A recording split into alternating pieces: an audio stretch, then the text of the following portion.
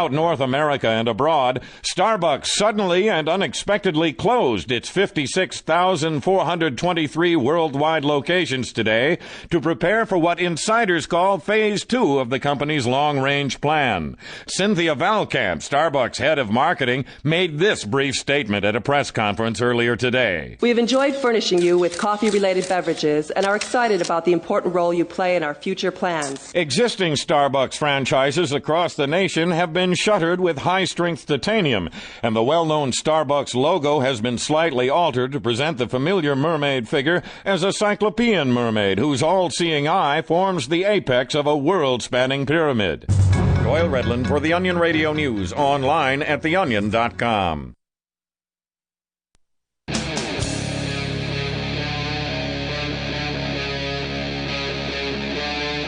Free Talk Live.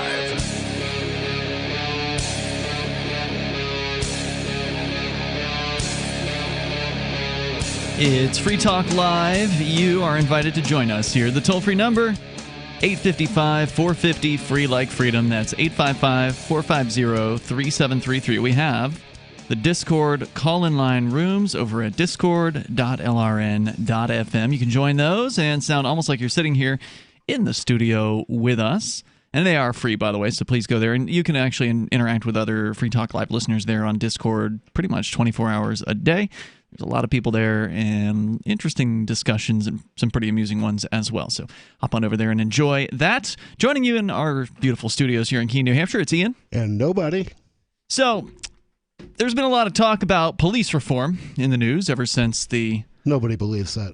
The killing well, you're not going to believe this either, I'll tell you that. The killing of George Floyd, of course, started off a whole bunch of protests in Minneapolis and then in other cities, and we've seen, some very interesting things transpire, including the torching of the Minneapolis Police Department 3rd Precinct. So you can... What you want to look at here is what are these reforms that they're actually proposing. And the reforms they're proposing are, of course, coming from the existing establishment. So you should automatically go ahead and be suspect of anything coming from the existing establishment. Generally, the establishment proposals for radical change come down to, we'll do the same thing and call it something else. That's basically what we learned recently when we were examining what Biden has been saying about supposed police reforms, that effectively he's saying the same things he's been saying ever since the last decade, the Ferguson, Missouri riots, for instance. He spoke about the same things back then. And the story we read, actually, it was The Intercept did a really detailed piece about this, and they looked at his talk and they compared it to what had been happening, and a lot of the stuff that he was calling for had already been implemented, and it hasn't done jack squat. In fact, Minneapolis was one of the cities in which those ideas were implemented. Wow. And so that led to people burning the police department down. So he's got nothing. Well, what about people on the right side of the aisle? You can't look to them for any leadership here either. Here's the latest from New Hampshire, where Governor Sununu, Chris Sununu, a.k.a. His Excellency. Oh, His Excellency. Who you're running against. He must have a solution. He's excellent. Yeah, so it was in the news today. NPR had a story about this supposed sweeping reforms. Bill banning police chokeholds in New Hampshire becomes law. But does it? Governor Chris Sununu has signed a sweeping bill to overhaul state criminal justice policy, including a ban on the use of chokeholds by the police in New Hampshire.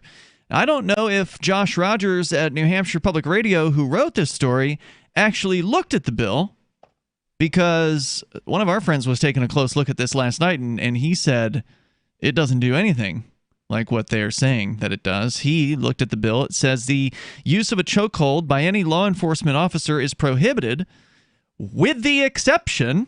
Mm-hmm. Okay, so it's not a ban if there's an exception, right? Just straight up. Whatever the exception is, it's not a ban. It's not sweeping. But here's the exception. According to paragraph, with the exception of the circumstances in paragraph 2A. What is paragraph 2A? Law enforcement officer is justified in using deadly force when he believes, only when he reasonably believes such force is necessary, A, to defend himself or a third person from what he reasonably believes is the imminent use of deadly force. Mm-hmm. So if the cop is scared, he can use a chokehold. And they're always scared. Right. Wow. So what has changed? That's like sweeping dirt. Yeah. In the desert. Yes. In addition, the bills, and back to the NHPR's piece here, which was retooled this session in response to the killing of George Floyd, requires police officers to report misconduct they see on the job and provides money to pay for psychological screenings of police recruits. Okay. So I'm going to pull up the bill, and we're actually going to find out. When it says it requires the police to do a thing, I do have to wonder, what's the penalty if they don't? Good question. Because usually when the government is supposed to do a thing or required to do a thing, there's no actual penalty. It's just, you're a bad officer. You didn't do what you were required to do. Shame on you. You're going to get a verbal lashing. But the victim will get no damages from the state. I'll bet that. No, they definitely won't. Now, if you want to jump into the discussion here, you're welcome to join us. The toll-free number is 855-450-FREE, like freedom. That's 855-450-3733. And there's several pages here, so I'll dig a little deeper. But let's go on. So they say it prohibits private prisons in New Hampshire. Okay, well, all the prisons in New Hampshire, the prisons suck. Right, because prison is not a good place to go.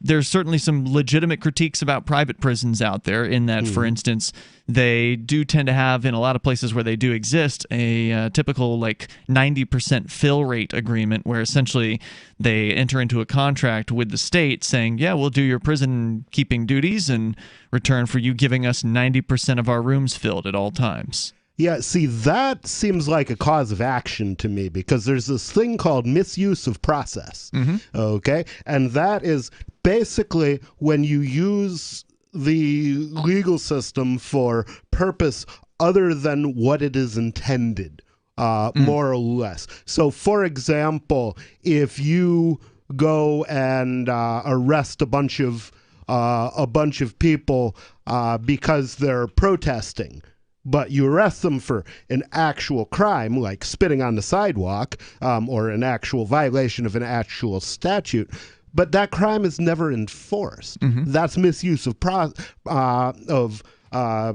process because, clearly if you were intending to prevent people from spitting on the sidewalk, you would be arresting somebody besides this small group of people. Right, so you're targeting basically, if you're imprisoning people for the purpose of fulfilling your contract with some private contractor as opposed to for the purpose of maintaining law and order, then in theory, you should have a real legal problem.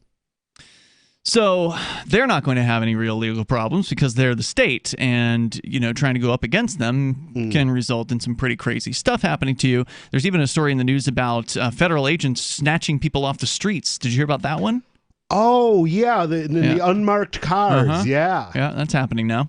That's a thing now here in the United States.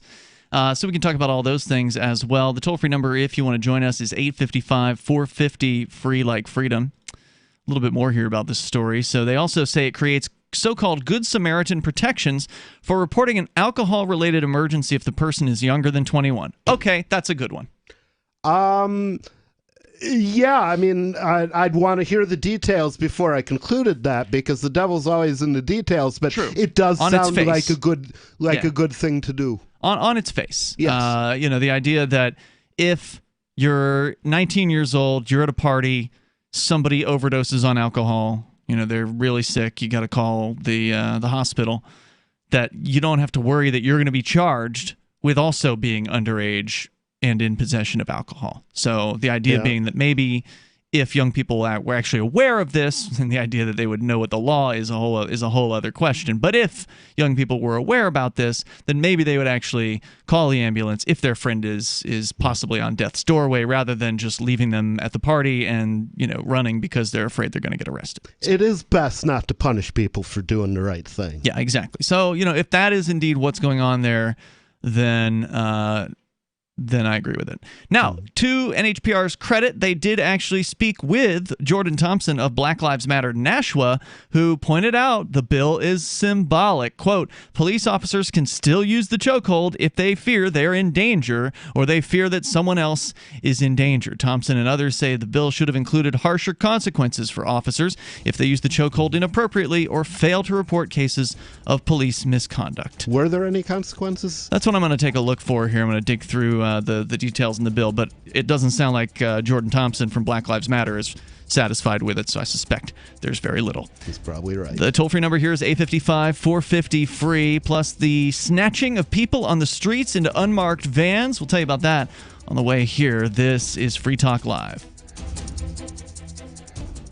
News from news.bitcoin.com. Another 83 tons in fake gold found in China. Crypto still much harder to counterfeit. Host Stefan Molyneux banned from YouTube. Receives $100,000 in crypto donations afterward. Reporters uncover $11 trillion in offshore government-sanctioned bank accounts. Bitcoin Cash still potentially private and unconfiscatable. Bitcoin.com is your source for getting started with cryptocurrencies. Getting a wallet, buying Bitcoin Cash, mining, and all the latest cryptocurrency news at news.bitcoin.com. The next generation wallet is coming from Divvy. In just a few taps, you'll be able to send, earn, spend, and exchange digital money in seconds. Send money around the globe with only a swipe. Instantly exchange between Divvy, Bitcoin, and fiat right in the mobile app and withdraw directly to your bank account. Divvy already offers the first one-tap solution for earning passive income with crypto. Multi-tiered masternodes allow everyone to partake in the network. Visit DivvyProject.org. DivvyProject.org.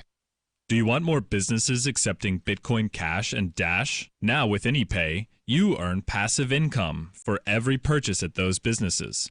Finally, a financial incentive to spread Bitcoin Cash and Dash. You made it happen, so you get the rewards. Download the AnyPay Cash Register app and add your cryptocurrency wallet addresses.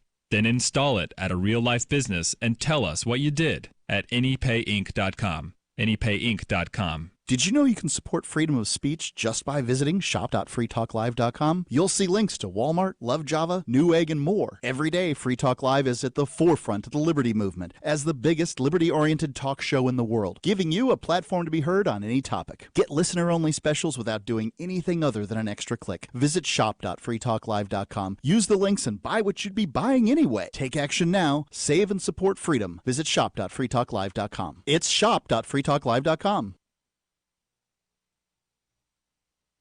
I've been told no in many different ways. I give you an order and you're going to obey it. George, you can go this way. You can't do that and you have to leave here. You cannot bring signs into the rally. Walk with me. Well, I'm comfortable here, actually. Whoa, hey, who do you think you are? Excuse me. There is no video and audio allowed in this office. No, I have work today. You ain't going to make it. Wait on account. Now. Wait a minute. Whoa. Hey! Oh my God! Unbelievable! Why are you running from me? Because you're scared me. What am I being detained for? You're being served. What is this? You're being served. What is this? Bureaucrats have a funny way of telling people no. That's the sound of the men working on the chain. Derek J's Victimless Crime Spree. Watch it for free and order the Director's Cut DVD at victimlesscrimespree.com. The LRN.FM social media channels have been revamped. We've eliminated Facebook and focused on other platforms like Twitter and Mastodon, the decentralized alternative to Twitter. On our accounts, you'll find posts from multiple LRN.FM show hosts together in one place. Follow us on Twitter at twitter.lrn.fm, or better yet, move to the decentralized Mastodon social media platform at toot.lrn.fm, toot.lrn.fm. I think you'll like it. There are basically two types of advertising: direct response and branding. Radio's great for direct response with its low cost to listener ratio, but audio can't be beat for branding, which is a longer term endeavor. You want to be the first thing that someone thinks of when they think about your product or service. If you have a local business that you want kept top of mind in your community, call the station. If you need national reach, Free Talk Live's got around 200 radio stations, millions of monthly listening sessions, can suit all budgets, and if we don't think we're right for you, we'll tell you. Email me, Mark at freetalklive.com. You can sign up to receive the latest about the Liberty Radio Network via our email updates at updates.lrn.fm. That's updates.lrn.fm.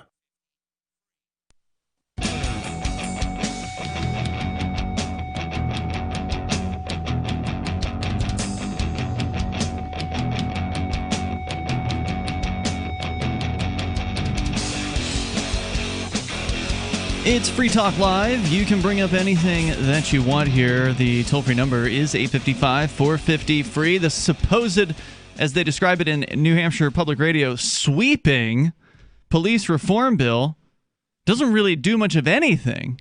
According to what we've been digging through here, with you in the studio tonight, by the way, you've got Ian. And nobody. And I want to make sure you know about Bitcoin.com. You want to learn about cryptocurrency, learn the basics first over at Bitcoin.com. They do a good job of teaching you about Bitcoin and Bitcoin Cash there, cryptocurrency in general. You can go to Bitcoin.com to learn that. Also, their news site is particularly useful at news.bitcoin.com. If you're not new to Bitcoin, you can get the latest news headlines over there. Any old time you want to from the world of cryptocurrency at news.bitcoin.com. So the big claim here in this bill, or one of the two big claims, besides that it bans chokeholds, false. There's an exception that you can drive a huge truck through. The exception saying that as long as the police officer is afraid, basically, they can still use a chokehold. So if they believe they are so-called in danger or that a third party is in danger. Wow. But... And we were just looking a little closer here because the other claim is that it requires, quote, requires police officers to report misconduct. All right, well, I pulled the actual bill up here. And this was signed, by the way, into law by Sununu. So this is done. It's a done deal. The section on reports of misconduct by law enforcement officers. So they describe what misconduct means: assault, sexual assault, bribery, fraud, theft, tampering with evidence, tampering with a witness, use of a chokehold, or excessive and illegal use of force as defined by the New Hampshire Criminal Code. It shall be the duty of any law enforcement officer who observes misconduct by another law enforcement officer to notify the chief law enforcement officer in his or her department in writing immediately or as soon as is practicable after observing such misconduct. Within 7 days of receiving such notification, the chief shall notify the Police Standards and Training Council of such misconduct in writing. If the chief law enforcement officer is the subject of the report, the reporting officer shall report directly to the Police Standards and Training Council. And then they go on to say that no discriminatory, disciplinary, or retaliatory action shall be taken against any officer for any information given or disclosed by him in good faith in the course of making a report of misconduct. And then finally, it says that any police department that receives a report of misconduct shall timely conduct an investigation and reach a determination on the merits. So they have to investigate themselves and find they did nothing wrong? That's correct. Okay. After the investigatory entity determines that the evidence shows the individual committed any acts of misconduct, the name of the individual and any act of misconduct shall be disclosed to the Police Standards and Training Council. That's the end. Wow. So the first thing that is notoriously missing from that is any penalty. That's Usually a law they intend to have some effect, goes on to say anyone not doing this shall be guilty of a misdemeanor or a felony. Or even a violation. That's not here. Shall be guilty of something. No. In this case, all they would be guilty of is dereliction of duty, because it says in Section 2, it shall be the duty of law enforcement officers who observe misconduct to report it. So it is now their duty, and if they violate something that's part of their duty, then they just get whatever the normal procedure is for violating their duty. Oh, officer, we told you this was now your duty, and you didn't report that this other officer stole money from that child over there, and shame on you. We're going to give you a verbal lashing twice, and then you'll come back for a third lashing later on today. Wow. You know, I mean, whatever the stupid internal department punishment would be. Maybe That's a couple of paid days off. That may be. I mean, it could have been, you know, hard for them to make that decision. So they may need to have a whole week off because it was PTSD inducing to decide to actually report on one of their fellow officers. Wow. So that's it. That's it. That's all. Just a duty with no punishment whatsoever. And I don't know if... So it says that the name of the individual and the act of misconduct shall be disclosed to the Police Standards and Training Council. So if the department decides that it was indeed a violation, it was indeed misconduct, then they only have to report the name and the act to the Police Standards and Training Council. Is that information public, or do they get to keep that private? Well, I would certainly hope it would be subject to a Freedom of Information Act demand, but I suspect that it would not because it would be considered a personnel matter. So I don't know what the answer is to that question. If you want to weigh in here, the toll-free number is 855-450-FREE. I know there has been a push in New Hampshire to open up what they call, I think it's called the lorry list. Yes. You've heard of this? Yeah, and there's actually been a call by, I think, one of the former police chiefs that the list should be eliminated as a secret list and everyone on it should be fired, which that makes a lot of sense to me because you're accepting these people's word as gospel in court, even though you know they're not trustworthy. That's that's raunchy. At the very minimum, it should be public, the list, and I don't think it was. Oh, yeah, and available to defense attorneys, most importantly. Yeah. If and when we find out what's on this list, every case in which one of these cops was a witness becomes suspect. I will certainly be looking for the names of the cops who testified against me on it if and when it shows up.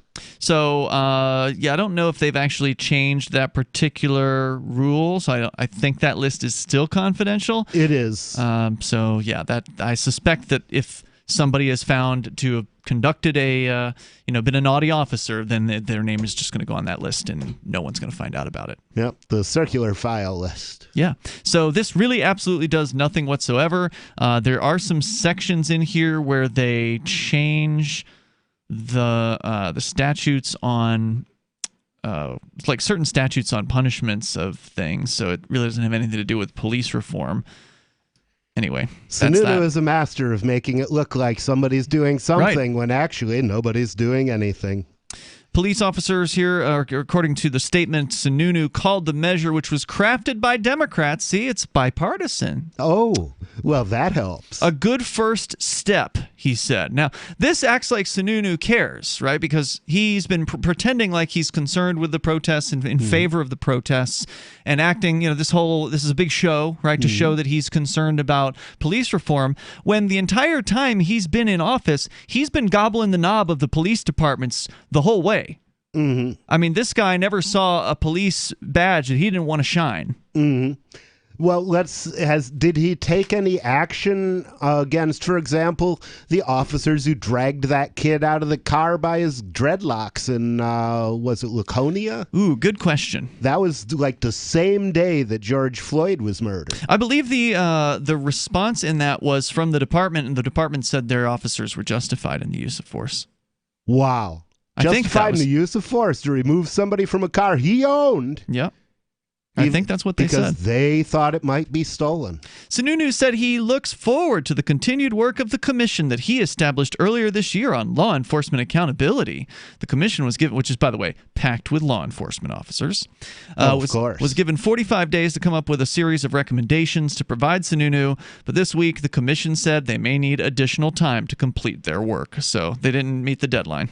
Wow. That's kind of funny considering they're almost certainly going to deliver nothing. Yeah. More, nonsense reforms, meaningless reforms like this. You can expect more of that. 855-450, free like freedom. But what about Minneapolis? Because, that's where the supposed hot spot is. That's where the things are going to change, right? They burned down a police station. Maybe that's what it takes. Well, we got an update from Minneapolis coming up. We'll tell you what's going on there. 855-450, free. You can take control of the airwaves here on Free Talk Live. Got shaving irritation? Shave Secret shaving oil can help stop it. Shave Secret doesn't cost much and is an all-American product. My name is Chuck Howard, and I developed Shave Secret and pioneered its use starting back in 1991. Ingrown hairs drove me nuts for years. Shaving oil changed all that. Why put up with ingrown hair, bumps, red rash, nicks, and cuts? Shave Secret provides men and women with what we believe is the best shave ever. Our proprietary blend of 100% natural base and essential oils plus a hint of menthol was designed to help eliminate shaving irritations like ingrown hairs, bumps, red rash, nicks, and cuts. We'll lose those shaving irritations. Available at Super Walmart, H-E-B, Wegmans, Giant Eagle, Discount Drug, Navy and Marine Exchanges, Amazon, and ShaveSecret.com. Use the code FTL for Free Talk Live and get a discount. Shave Secret, the best shave ever.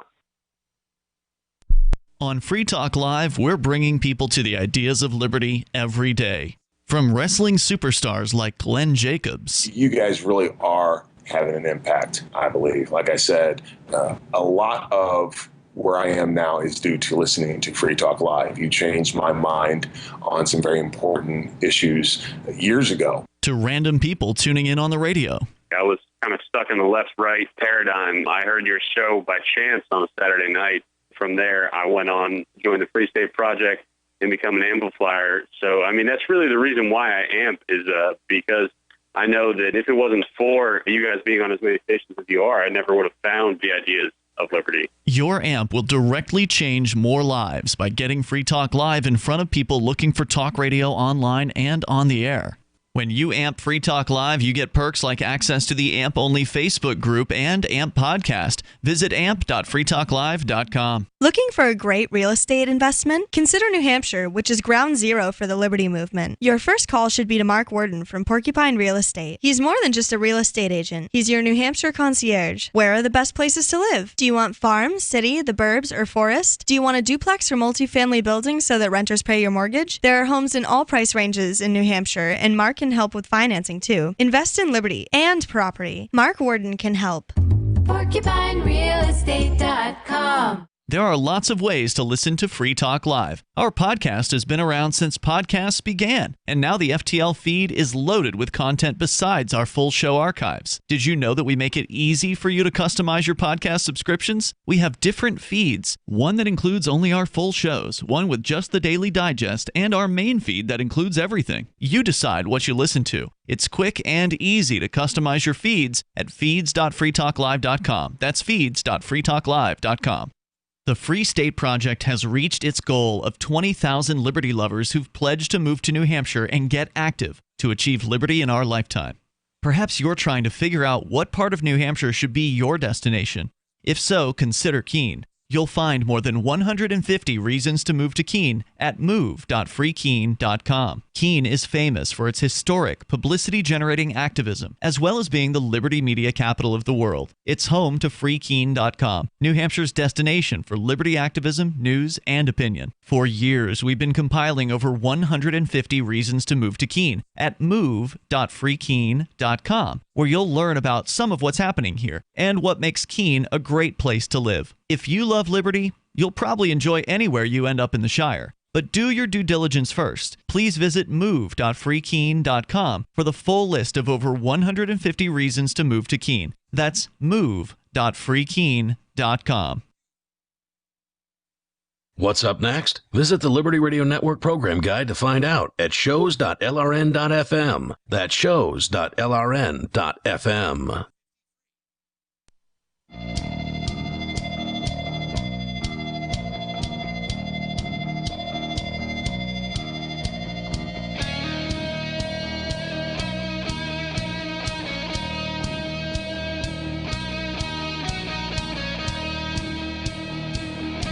Free Talk Live. You dial on in here toll free at 855-450, free like freedom.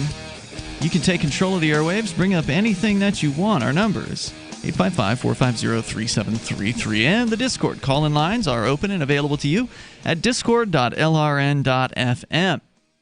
And that is a great way to get on the air. You'll sound almost like you're sitting here in the studio with us. It's Ian, by the way. And nobody. So we were starting out talking about these meaningless police reforms, as we revealed from New Hampshire's governor, a.k.a. His Excellency, Chris Sununu, signing what NHPR on one hand describes as sweeping, but then they actually do, to their credit, interview somebody from Black Lives Matter who actually tells them that, this bill doesn't do anything. It doesn't actually ban chokeholds because there's a huge exception. If the cops are afraid, they can still use a chokehold. It's an interesting use of journalism because basically people who only read the headline will walk away thinking there were sweeping reforms. Right. Only people who read the article will know that nothing changed. Correct. And that is the case here. And I suspect that's the case in a lot of places. So I was like, well, what's going on in Minneapolis? What's the latest there? Because, Minneapolis, that's the hot spot. That's where George Floyd was murdered by the police. That is where the massive protests that spread across the entire country began. And I saw this headline recently out of fastcompany.com, just reported 2 days ago. So this is, fresh news. Minnesota cops are now using drones to, just take a guess. Take a wild guess. Just a wild black guess. folks for sport? Not quite. Okay. In this case, they're using drones to spot nude beachgoers. Yes, that's right. Minneapolis police, who have apparently not learned a thing about why people hate them, are now using drones to spot people illegally taking their clothes off at an unofficial nude beach, according to a report from WCCO CBS affiliate. Numerous online sources say the Twin Lake Beach has a long history of nudity, but legally anyone nude and any women exposing their breasts are violating the law. A group of horny officers from from the Golden Valley Police Department and Minneapolis Parks Police, but you know how these guys are. I mean, we've seen so many stories of these just hornball cops assigned to jobs like busting strippers in strip clubs who are doing things that weren't supposedly legal, and actually having sex with prostitutes before they arrest them in places like Hawaii, where it was supposedly legal for some amount of time. It may still be. So there's a bunch of cops that love this job. Oh yeah. Group of officers from the Golden Valley Police Department and the Minneapolis Parks Police, because you need cops just for the parks, apparently, there, sent in the drones after receiving, quote, a dozen complaints this spring and summer regarding people being nude. Send in the drones.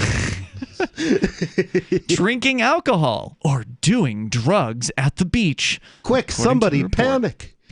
The devices caught images of people exposing parts of their bodies they later covered up when officers arrived on the beach. The police say the drone surveillance is legal since the beach is a public place, but it understandably made some beachgoers uncomfortable. Some also consider the current law discriminatory. It allows men to be topless, but not women.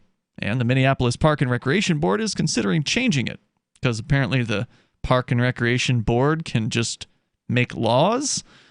I don't understand that. But people at the beach also accused the police of singling out black beachgoers, approaching them first, and pushback from the crowd ultimately made the officers leave, according to the report.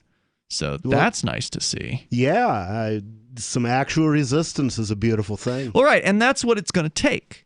That's what it's always going to take if you want to actually retain some freedom, if you want to gain more freedom. These are two things that resistance is going to be required, where you don't do what you're told, where you don't go along to get along, and you don't do, I don't advocate for violence. I think their peaceful resistance is much more effective. Large numbers of people, in this case, were able to dissuade the police from continuing their aggressive action.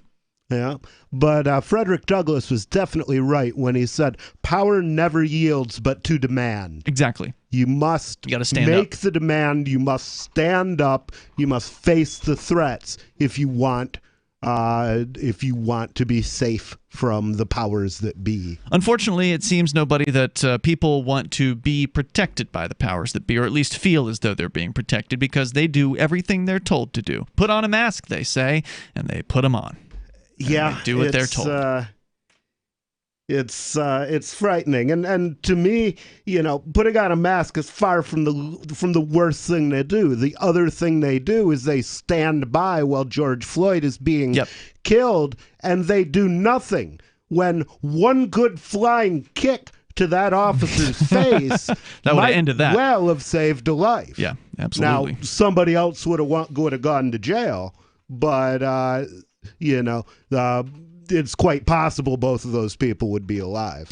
So that I am really glad to hear the part of this story where people pushing back against the officers turn them around. In fact, Golden Police Department Sergeant Randy Mullen said to WCCO, quote, "We made the choice that things were only escalating and we chose to leave. Boy, I wish more police would have the awareness to make that particular decision, because usually when things escalate, they get excited, and that's when they start cracking heads." Yeah, because, in general, they're adrenaline junkies, and it's like, oh, goody, combat. And they're adrenaline junkies with protection legally for when they attack people, when they hurt people, when they destroy things, when they, just absolutely ruin people's lives. They have no penalties. When they're right, they're right. When they're wrong, they're still right. according to the authorities, at least. But in this case, they actually turned around and left. And I suspect that had to do with the fact they were likely outnumbered. Okay, because, if somebody's taking their clothes off on the beach, they're probably not going to send the SWAT team in for that call. They probably sent in 2 or 3 officers or something like that just to come and try to intimidate this person into putting their clothes back on or whatever. And then a dozen people surrounded them and said, "Get out of here. We don't want you here. We didn't call you." Yeah, and the obvious solution is just post a warning that, hey, people get naked here. It is what it is. If you don't want to see that, there's 10,000 other parks in Minnesota. It is apparently a unofficial nude beach, meaning that it is sort of known for, I mean, it's probably not posted, but to some extent it is known that if you go there, you're probably going to see somebody naked. Right. And, the only, it would make sense to post it. Sure. And that would be the right thing to do because it shouldn't be a crime to begin with to expose one's own body. I mean, we're all born naked, so nudity is a natural order. It's something that we are all used to seeing ourselves naked, right? We've certainly over time seen plenty of people in, life and pornography or movies or whatever naked. So this isn't something that people should still be treating with this puritanism, but yet still it continues on. The abject fear surrounding, oh my God, what if my child sees some woman's breasts? They'll know what breasts look like. Quick, somebody panic. They may have been breastfed at some point in their life. So, I mean, they presumably have seen them before. It's the puritanical idea that it's somehow corrupting to see another human body naked. And I think built into it is the idea that nudity is somehow always sexual. And I don't think that it is.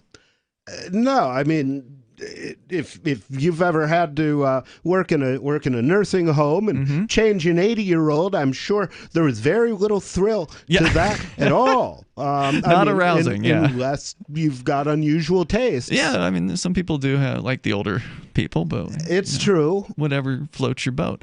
But yeah, so I mean, we've seen these stories with, and we've reported on a number of them where ladies will go and protest the topless ordinances and such. We've seen that done here in New Hampshire to some success and some failure. So we're not there yet. Even here in the 21st century, we're still not to the point where people have gotten over seeing a naked body. My God, people, it's the current year. 855-450-FREE, like freedom. That's 855-450-3733. You can bring up whatever you want here. This is Free Talk Live. Silver has always been nature's very own antibiotic, and only one system allows you to generate an endless supply of natural silver solutions. SilverLungs.com. You'll find no wild claims or pseudoscience, just a lifetime of nano-sized pure silver solutions. The Silver Lungs generator allows you to make your own, so stop paying for silver solutions. The unique lung delivery system targets respiratory infections where other silver solutions simply cannot reach. See the Silver Lungs generator and lung delivery system at SilverLungs.com. That's SilverLungs.com. Hey, self-reliance gardeners, now that you've got your crisis garden planted, the next step is to make sure all your vegetables are going to grow like crazy the rest of the summer. For that, you'll need an all-natural, full-spectrum plant food that works to not only maximize nutritional uptake for you and your family, but is also guaranteed to make your fruits and vegetables actually taste better. The name of the product is ProtoGrow, a proprietary blend of bioactive superfoods for plants designed to produce rapid plant growth in record time. So much so that it almost forces plants to grow even under the worst light and soil conditions. It does this by combining powerful trace elements and micronutrients from seaweed extracts with a balanced blend of macronutrients from cold water fish. The result? Vegetables grow faster than ever because they now have the essential bioavailable nutrients they need. Go to growlikecrazy.com to learn more. Huge summer discounts now available. growlikecrazy.com. Have you ever thought about turning your Glock, XD Family, or 1911 handgun into a semi-automatic carbine?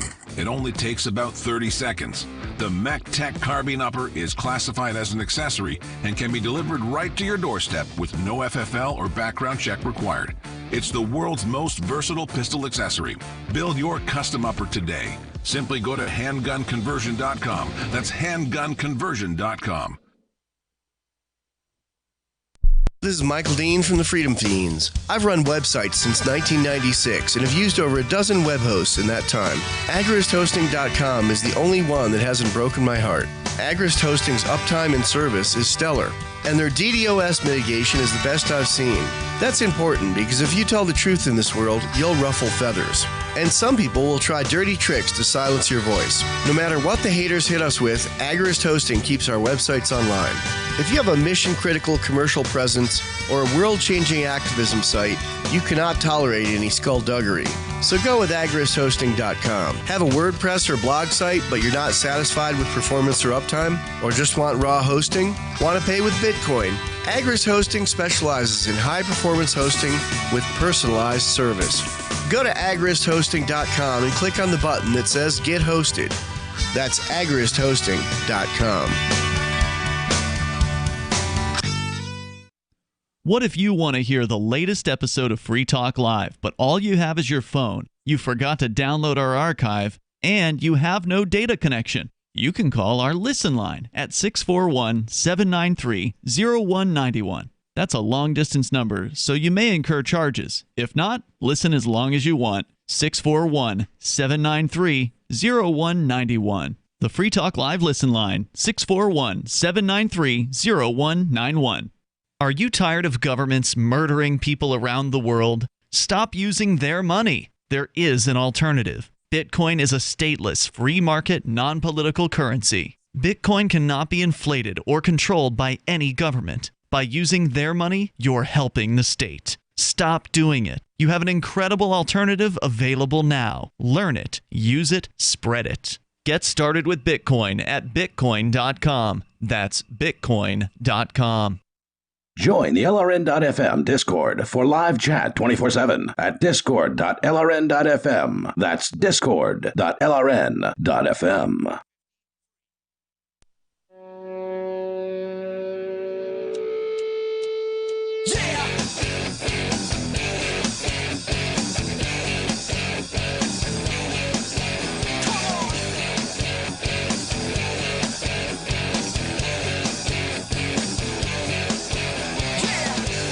Yep, it's Free Talk Live. You bring up whatever you want here.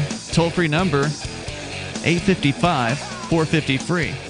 855-450-3733. What kind of fake police reform, quote, reform, is going on where you live? Are they even bothering to pretend to do something? Well, in New Hampshire, they tried to pretend, and some people might be fooled because the news headlines make it sound like they're doing something. But the reality is nothing is changing. So we can talk more about that if you want. You can share what's going on in your area. Plus, Minneapolis police now cracking down on a nude beach, an unofficial nude beach. They just they haven't learned.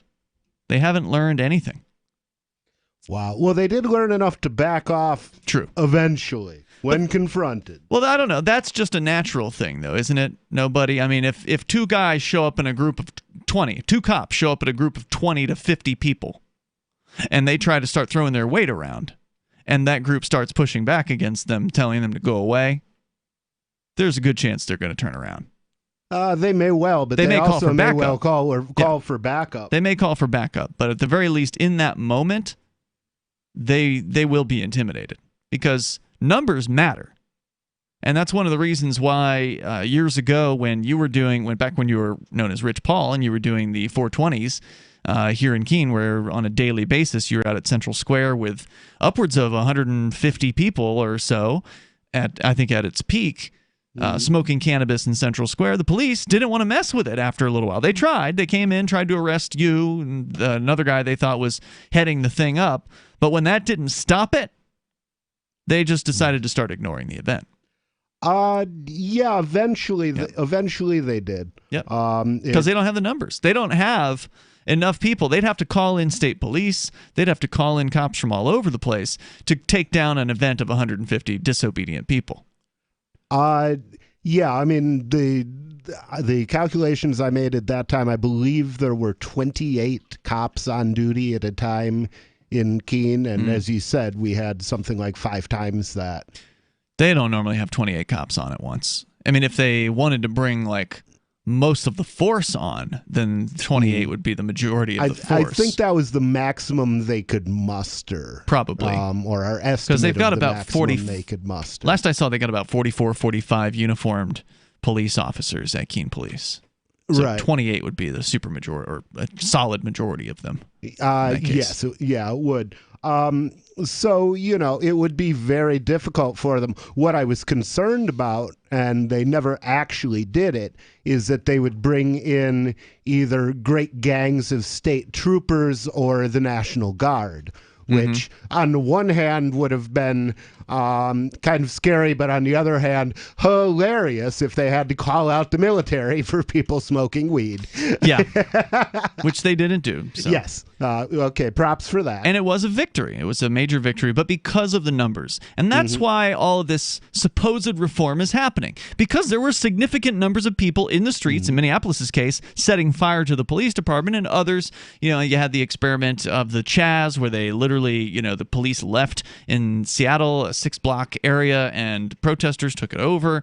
There have been people taking down physically statues across the country, and very little the police can do about this given their limited numbers. There are, about 500, I think, to 1 is the sort of the average in any given area, where there's 500 people for every 1 police officer.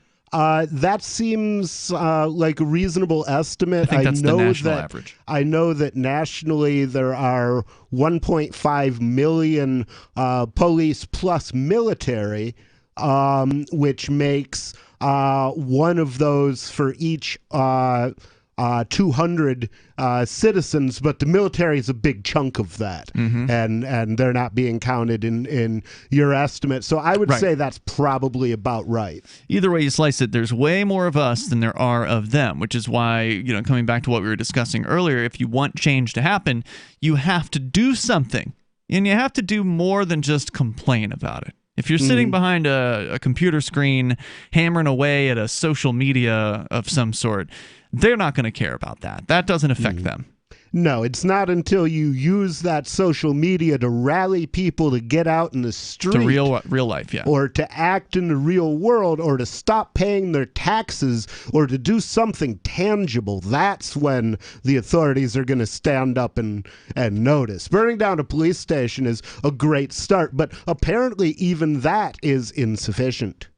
Yeah, that wasn't enough, and it's not. I don't think it's going to change a whole lot in Minnesota. I think you're going to see a bunch of half-assed reforms that are intended to make people think that something is going on, and ultimately it will disappoint. It will. Well, nobody will reform the whole ass. 855-450 free like freedom. Public to weigh in on charter amendment proposal amid Minneapolis police reform. So here's one of the latest stories about what's going on there. Rebecca Omostiak reporting at Eyewitness News, KTSP.com. They say for the first time, and how long has it been now since George Floyd was killed? At least 2 months, I think, at this point. It was back in May. Yeah, at something some like that. For the first time, the public will have the chance to weigh in on the future of public safety in Minneapolis, as well as the possible dismantling of the police department during a virtual meeting on Wednesday. Yes, the meeting will address proposed changes to the Minneapolis City Charter, including possibly replacing the police department with a, quote, community safety and violence prevention department, unquote. Well, that's amazing. 2 months dead and not forgotten yet. City leaders have stated they are looking at options to possibly change the structure of policing, including forming a public safety work group to go over the charter amendment the city council recently laid out. So they're still talking about what they might possibly do, and now they're going to get a public hearing on what they could possibly do, which includes forming a work group, which will be another group of people to consider what they could possibly do and have more public hearings on what they could possibly do. We may be about 5 years away from actually doing something. Yeah, well, except I don't think that's the intent. I think the intent is to fritter away the energy. That's what I'm saying. And basically to end up with no change at all at the end of that 5 years. Sure, and then they'll shame everybody for saying, hey, we had all these meetings and we even put them on Zoom and you people didn't show up and tell us what to do, even though plenty of people will show up. But they'll still say, well, we should have had more participation here. Yeah. As though people want to sit through these endless government meetings where these bureaucrats pretend to listen to what you have to say while they the whole time have had their minds made up about what they intend to do. Yeah, well, the nice thing about burning down a police station is they can't say you didn't give them any input on what you think. That's a pretty clear statement. The proposal wouldn't necessarily mean halting police operations. It would make it easier, they say, to make those changes if city officials decide to proceed in that way. Ultimately, if agreed upon, the amendment would be on the November ballot when Minneapolis residents vote. I'm not sure. Oh, so a charter amendment. So they're going to amend the city charter, basically, is the proposal. That's what they're talking about doing in order to purportedly replace the police department entirely. Interesting. Now, if they actually do that, it will be an interesting experiment to see exactly what it will be different. What will be the difference between the community safety and violence prevention department and the police department? What will its goals be, for one versus the other? Will it be the same officers just with a different uniform on? What's that going to look like exactly? Yeah, it would be interesting to see. I'm guessing that in 5 years, if you went to Minneapolis, you'll notice no appreciable difference except possibly the patches on the uniforms. This is apparently a day after the Minneapolis mayor announced changes to the police department's use of force and de-escalation reporting requirements. So, yeah, I think you're right here, nobody, that they're I like your term, frittering away the energy. People they're upset. They're in the streets. They're wanting change, and the politicians are going to act like they're doing something. They're going to get behind podiums. They're going to give speeches. They're going to campaign on these issues because I don't know if it's an election year in Minneapolis, but it sure is here in New Hampshire, and I think you're going to see a lot of pandering by politicians as we get closer to the election. A bunch of politicians the article said they were having an election in November, right? Did it? I think so. That's the city's charter. Yep. So there's going to be a lot of heavy pandering going on here where these politicians are going to make you think they care about police reform. The thing you ought to ask them is, what did you do for police reform prior to May of 2020? Did you care? Did you do something? Not care. Yeah. Because you can care all you want. Did you propose anything? Did you do anything at all to achieve police reform? Or is it now all of a sudden that you want us to believe that this is an issue for you? Hour number 2 is coming up. You can bring up what you want. Free Talk Live. Remember when you first heard about Bitcoin? How long did it take you to realize this little project would soon change the world? Do you kind of wish you had gotten involved sooner? Well, now is your chance to be a part of the next revolution in money. Intercoin is working to finally make crypto go mainstream. It's designed to be scalable enough to support everyday payments and even elections without the state. Bitcoin was originally supposed to be a peer-to-peer cash system, the way we would all pay one another without having to trust any third party. But instead, over time, it mostly became a store of value.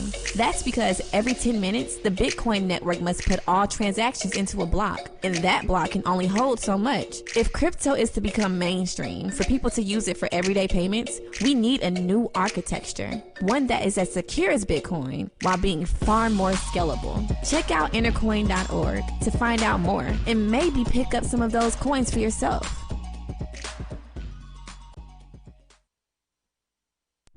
So you've signed the Shire Society Declaration and are planning your move to New Hampshire to be around more liberty-oriented people. Next, sign up for the Shire Society Forum at forum.shiresociety.com. There are a bunch of people there who are already in the Shire, and they want to meet you. If you're already in the Shire physically, you should also come by the forums. Remember, not everyone uses Facebook. New people are signing up for the Shire Society Forum every month, so drop in and say hello at forum.shiresociety.com.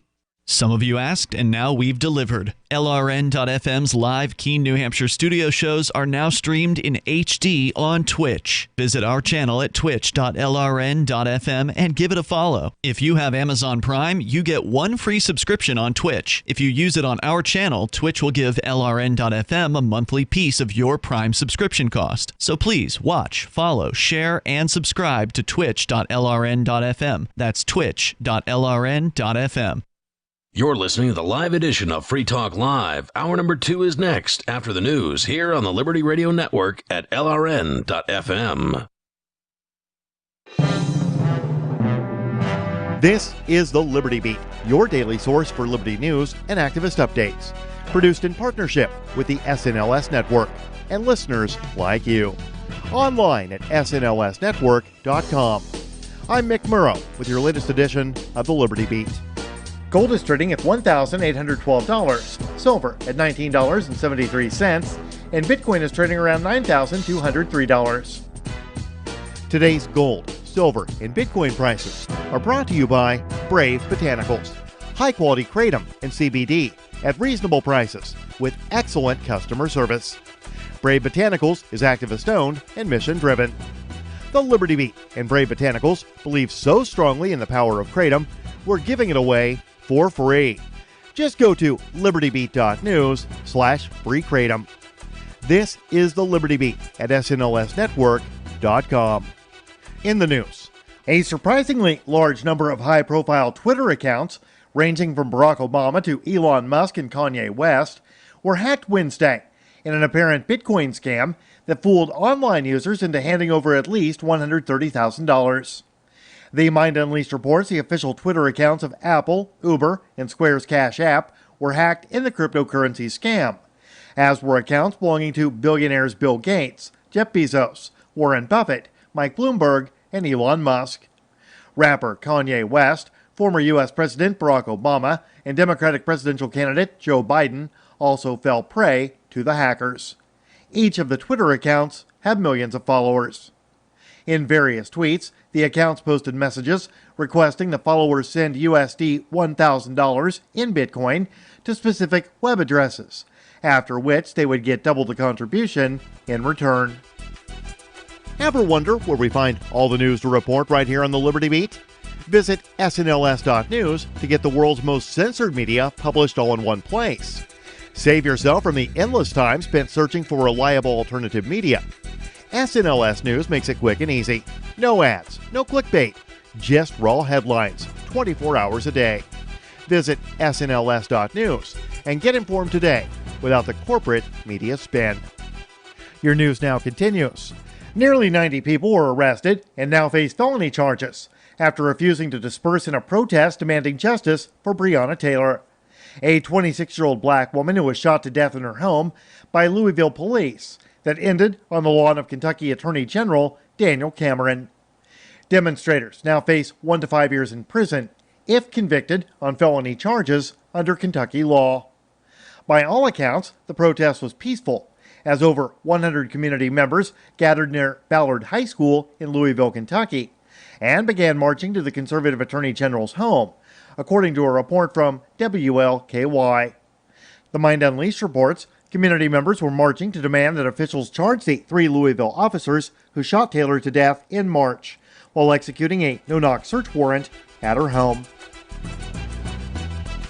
Researchers are decrying collapsing birth rates around the world, which they warn will result in profound social change if governments don't roll out new productive health policies.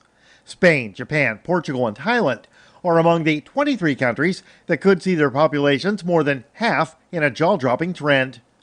While the global population is expected to peak at around 9.7 billion around 2064, the population will fall to 8.8 by the end of the 21st century. The Mind Unleashed reports that according to a new study by researchers from the University of Washington Institute for Health Metrics and published in a peer-reviewed medical journal, fertility rates are presently in free fall, and the rate is expected to fall even faster in coming decades. Fertility rates, or the average number of children women give birth to, are a key indicator for population stability. When the number falls below an average of 2.1, populations start to shrink. Support for the Liberty Beat is brought to you by the Homestead Guru. The Homestead Guru is an educational website offering tips, tools, news, stories, and commentary on everything homesteading. Topics include green homes, gardening, animal husbandry, do-it-yourself, home remedies, alternative energy, survivalism, unschooling, and more. Those details are found online at thehomestead.guru. This is the Liberty Beat, powered by the SNLS Network at snlsnetwork.com. I'm Mick Murrow, reporting for the Liberty Beat, reminding you, spread liberty with a smile. The only nation where this regularly happens concludes that there's no way to prevent this. A college rape victim is pretty thrilled about recounting her assault to a faculty committee, and the nation's depressed individuals march on the Atlantic Ocean. This is the Onion Week in Review. Secretary of Veterans Affairs Eric Shinseki announced plans this week to improve healthcare for American veterans with a new $500 million state-of-the-art waiting room. The 150,000 square foot complex will reportedly feature a wide selection of magazines, 2 water coolers, and receptionists who will immediately give veterans vague answers about how long they can expect to sit there before receiving inadequate healthcare. And in this week's commentary, a local man finds owning a cat is a great way to meet women who magically appear in your living room. In other news, a new study finds employee morale drastically improves after watching a coworker throw a fit. A wise oracle proclaims to all at a barbecue that he felt a raindrop, and an elderly man is hailed as alert. This is the Onion News Network.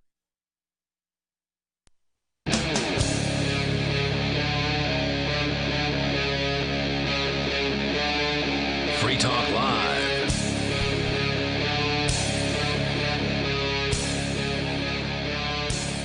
It's Free Talk Live, and we're kicking off the second hour here. You may take control of the airwaves.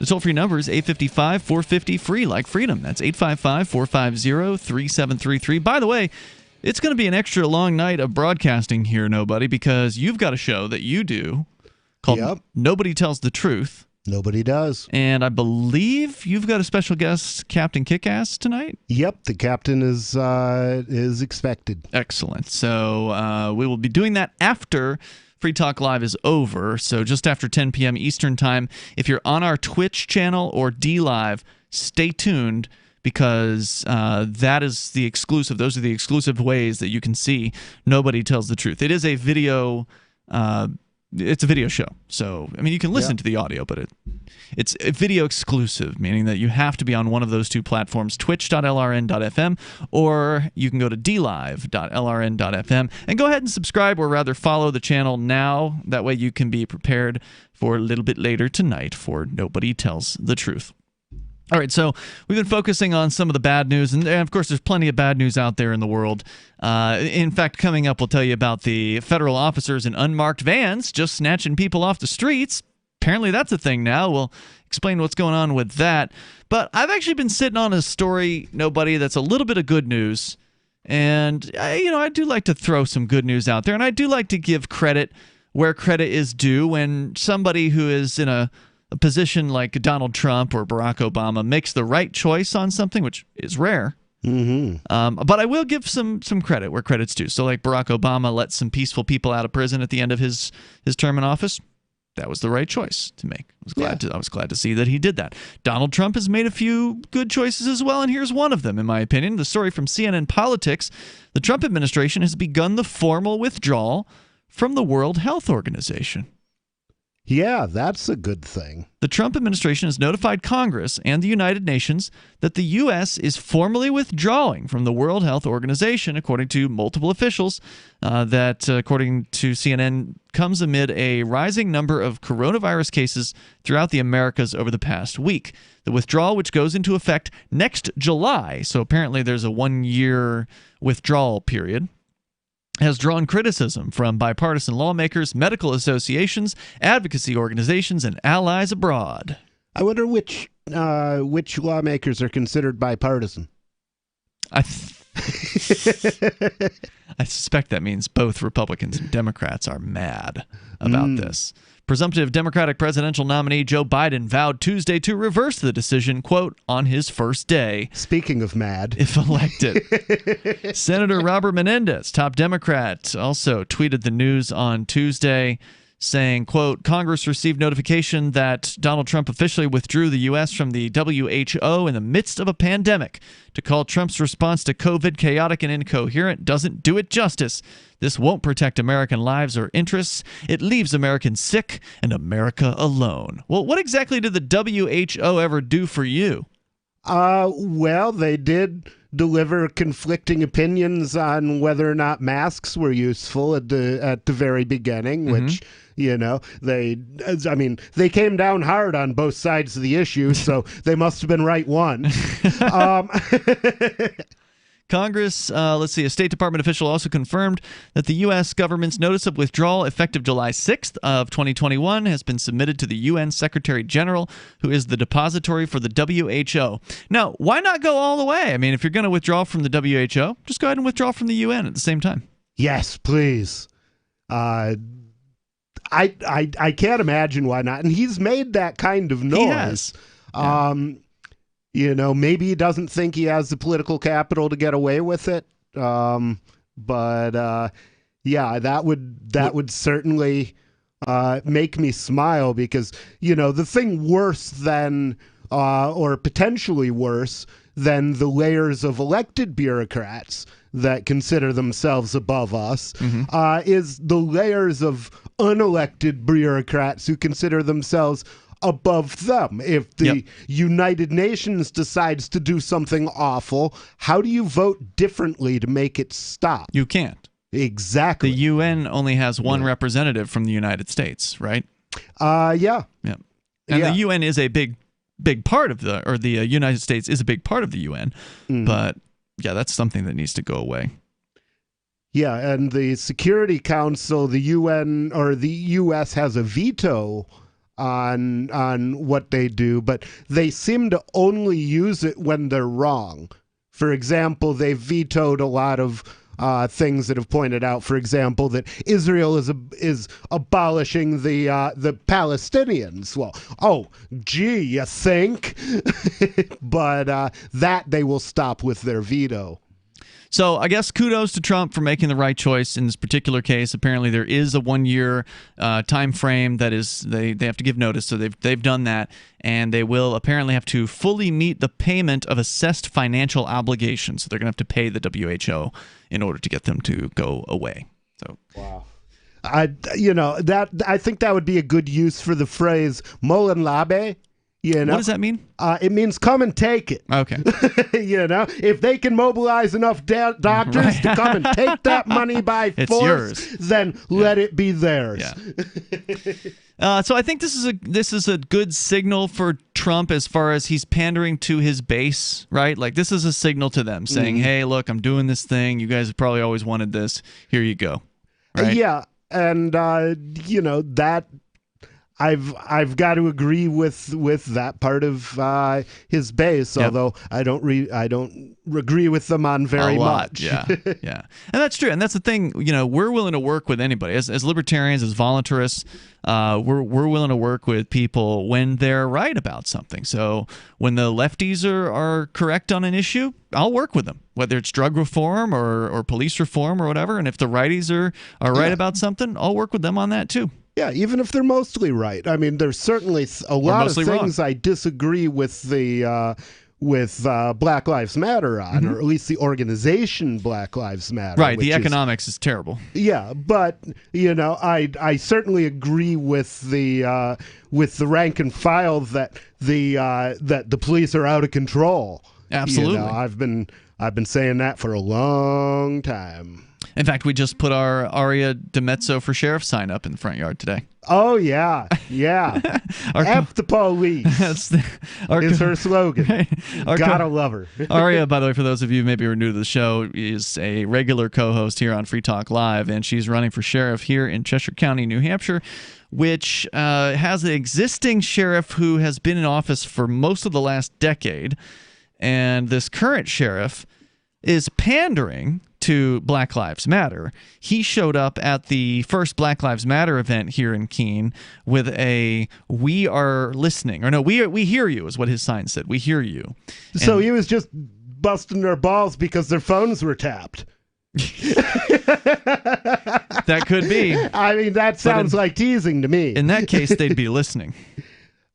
True, but they would hear. That's true. You do have to hear in order to listen, but you can also hear without listening. Maybe it was an appeal for some of them to turn their phones off because they were hearing too many at the same time. Yes. A lot of feedback. But no, what it was total pandering, where he was trying to make it look like he cares about this issue. So he went out there, and of course he's elected, right? So he's going out there pandering to people he wants to vote for him in the upcoming election. And now his opponent is a trans girl who hates the police. Yes. And the real icing on this cake, sensible girl, and the icing on the cake is she's running as a Republican. So the existing guy is the Democrat. The usual guy who runs against him didn't file this year. So the current guy who's in office, the incumbent, Eli Rivera, and if you go to freekeen.com and type in his name, you'll find some interesting stories from more than a decade ago. But Eli Rivera has gone up against the same Republican opponent the last 4 elections, I think, 4 or 5. It's been several elections. And he's won. It's been close. But he's won every single time against that same Republican opponent. Well, that guy didn't file.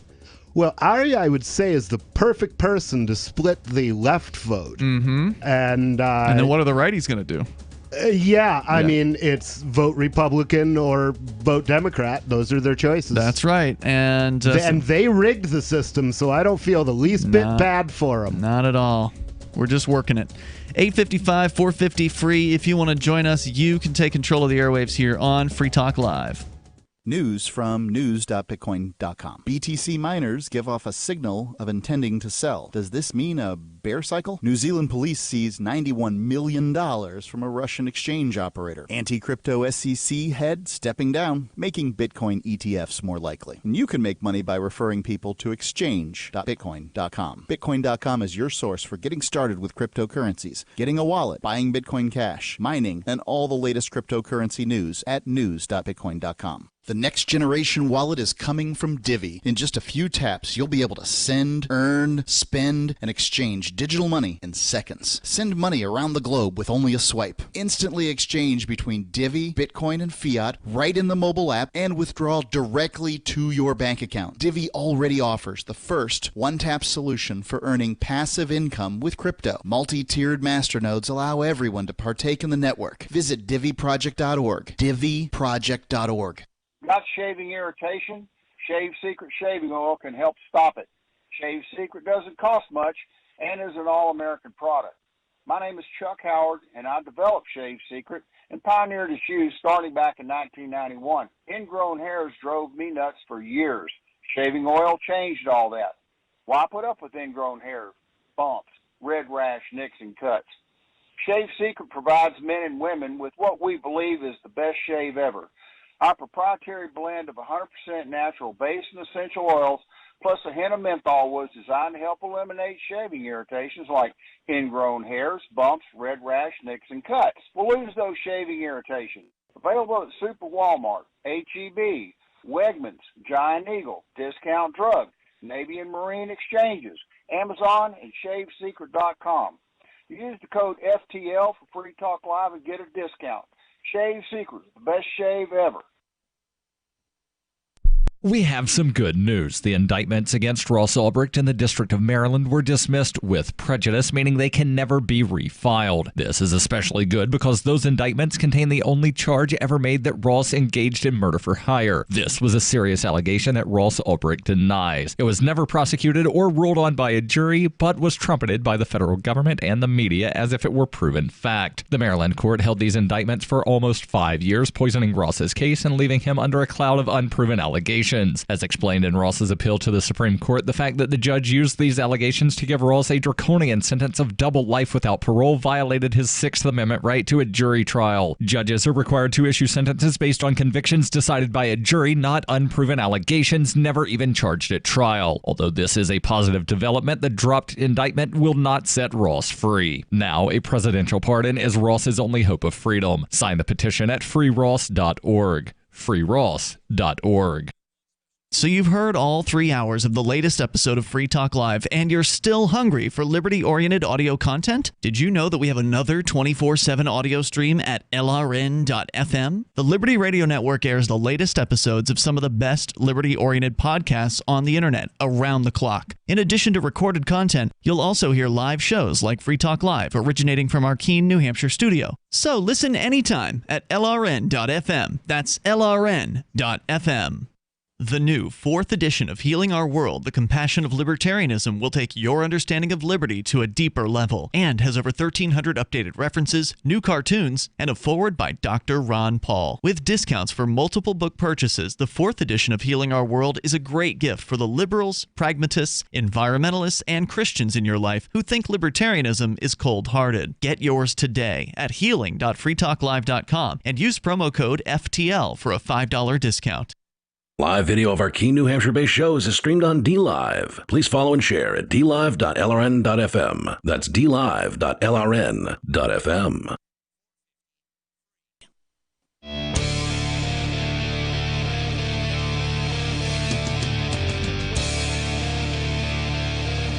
This is Free Talk Live. You can bring up anything you want here. Toll-free number 855-450, free like freedom. That's 855-450-3733. In the studio with you, it's Ian. And then nobody formerly known as Rich Paul. And want to make sure you know about AnyPay. If you're looking to get Bitcoin at your business, accept it from your customers, AnyPay makes it super easy. And not just Bitcoin, but also Bitcoin Cash, Bitcoin SV, Dash, and now even a stable coin, a US dollar-based stable coin on the AnyPay platform. Nice. You can do that over at anypayinc.com, or just go and download the AnyPay Cash Register app from the Google or Apple App Store and get it set up. And the setup is super easy. All you got to do, you create your username and password. And you can even do it without that, but I do recommend that step. Create your username and password, and then you can put in the back end your cryptocurrency wallet addresses, and you're done. You're ready to go, accept crypto at your point of sale. Nice. It's that easy. AnyPay Cash Register. That's what you want to search for on the Google or Apple App Store. So we were talking about Donald Trump. He's pulling the United States out of the World Health Organization. Of course, Biden says he will reverse that decision if he is put into office instead. But just wanted to give credit where credit is due. Trump did make the right choice in this particular case. Well, gotta give the devil his due. So there's a lot, of course, in the news. You're welcome to join us here. The toll-free number is 855-450-FREE. I did mention that there apparently are now federal agents who are whisking people away off of the streets into unmarked vans. And the story coming from thehour.com out of Portland, Oregon. Federal customs officials said Friday that their agents had detained a demonstrator in Portland, Oregon, who had described being terrified by an encounter with unidentified men in military fatigues, offering a defense amid intense criticism of accounts of federal officials circulating in the city in unmarked cars.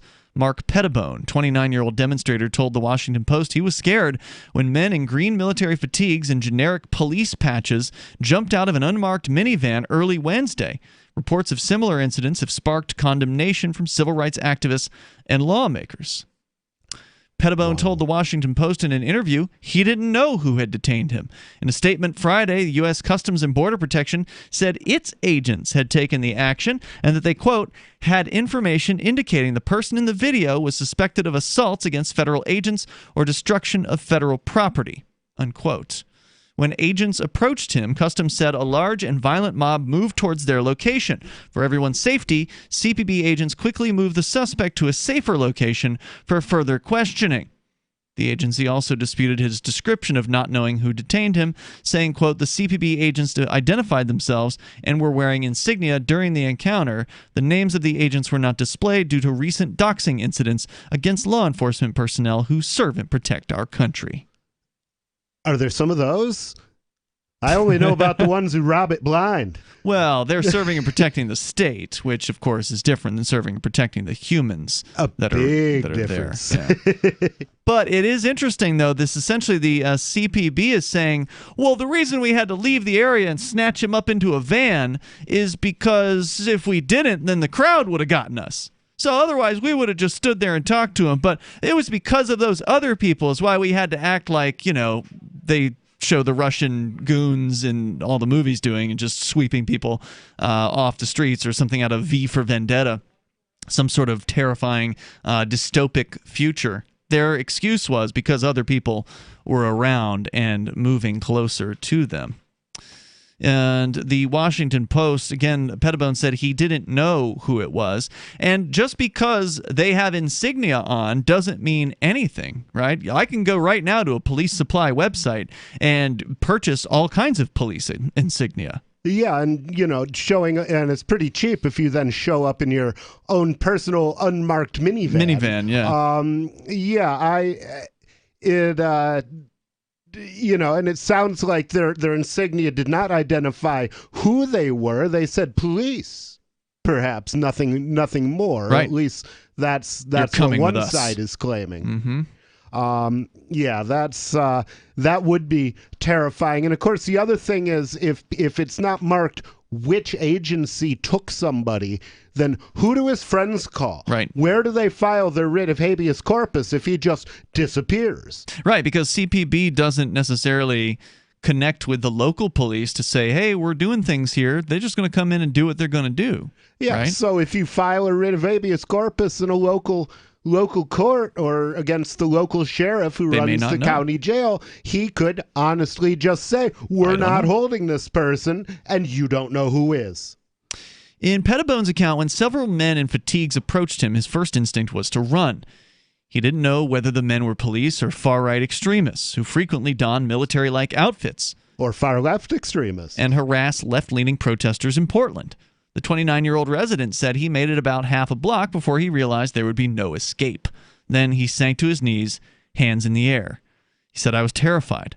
It seemed like it was out of a horror sci-fi, like a Philip K. Dick novel. It was like being preyed upon, he said. Have you seen A Scanner Darkly? Yes, I have. The animated movie? Yeah, that was Philip K. Dick.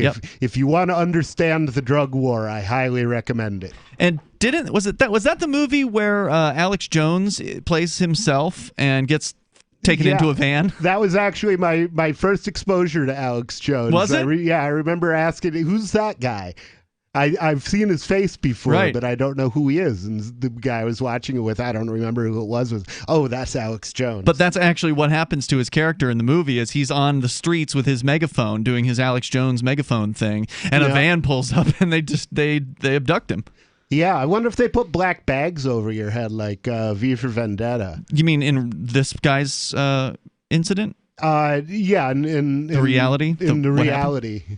They say that, or he says that he was detained and searched. One man asked him if he had any weapons, which he did not. They drove him to the federal courthouse and placed him in a holding cell. Two officers eventually returned to read his Miranda rights and then asked if he would waive those rights to answer a few questions. He did not. So good choice. Good call. And almost as suddenly as they'd grabbed him off the street, the men let him go. Federal officers who snatched him as he was walking home from a peaceful protest did not tell him why he'd been detained or provide him any record of an arrest, he told the Post. And as far as he knows, he hasn't been charged with any crimes. And the suddenness of release can actually be concerning in and of itself. I remember when the FBI took me, they had me at the Keene Police Department, and when they cut me loose, first off, usually they hold you until somebody arrives to pick you up. In this case, they did the opposite. They threw me out the door and said, no, you can't wait here for your ride. Just start walking. And they threw me out the front door. That's unusual. Which is not where they release people. Right. And I was thinking, holy crap, these people are going to, shoot me in the back and claim I was running away. They can do anything. Yeah, they really can, because who's going to who's going to believe you? Who's going to believe me? Who's going to believe the suppositions of my survivors if they kill me? Unless there's video, the police will always be believed in court. And even if there is video and their testimony directly contradicts it, they will still usually be believed, which is beyond my comprehension. So what is the legal process exactly that allows, legally, if this was legal, and I'm suggesting that it may not have been, what is the legal process that allows people in, fatigues to just grab a man off the streets, question him, try to get answers out of him, and then just let him go with no charge whatsoever, with no record whatsoever of the event actually happening besides those who witnessed it? More coming up. So when we brought him home, we didn't realize that Bear, the rescue dog, was actually sick. He had very flaky skin. He was dropping a lot of fur, and the vet wanted to do steroid injections, special dog food. Nothing seemed to work, so I was at a dead end. DINOVITE.com. I've been hearing Dinovite on the radio for years. It never actually crossed my mind to try it until it finally sunk in. Oh, you're talking about hair and skin. And, all right, I'll try it. Well, it took probably 6 weeks, but after we started using Dinovite, no more flaky skin. He doesn't scratch and itch, and he started to put weight on. Dinovite is nutrition. I wish that we would have started the Dinovite right away. It would have been so much easier. You won't believe how happy your dog will be. Every rescue dog in America deserves Dinovite for 90 days. DINOVITE.com.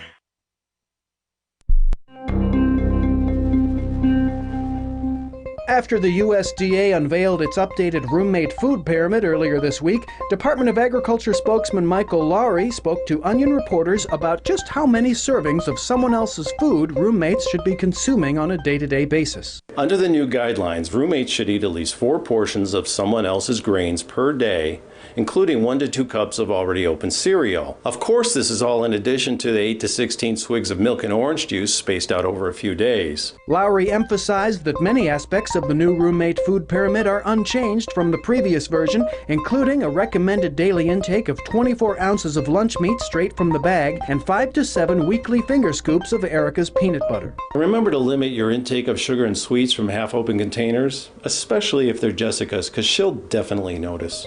For more on this story, check this week's Onion Review.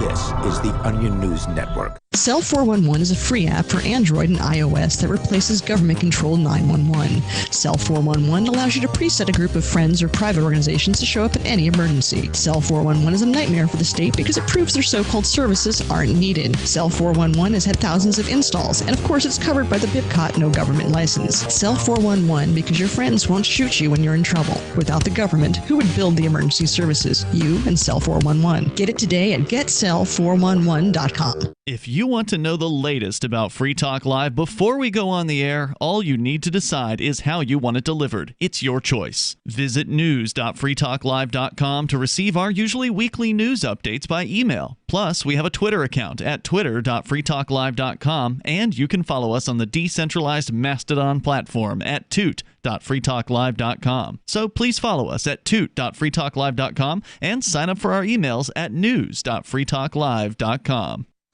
My name is Angel Rach. I'm a mother of 2 teenage children, and I fought all the way to the Supreme Court for the right to use the medicine that saved my life. I've been permanently disabled for 10 years, with an inoperable brain tumor, wasting syndrome, and several other serious conditions. For 4 years, I was in a wheelchair, in so much pain I couldn't even hug my kids. The hardest part was looking in their eyes and seeing how much they were suffering because of my medical condition. The medicine that gave me my life back and gave my kids their mom back was cannabis, also known as medical marijuana. With medical marijuana, I can walk, maintain my weight, and I can be a mom. Without it, my doctors believe that I would die. To learn more about medical marijuana, contact Marijuana Policy Project at 1-877-JOIN-MPP or on the web at mpp.org.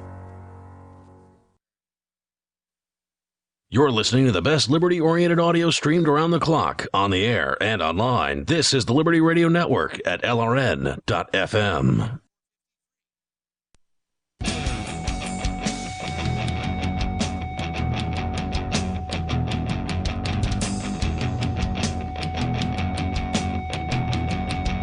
Free Talk Live.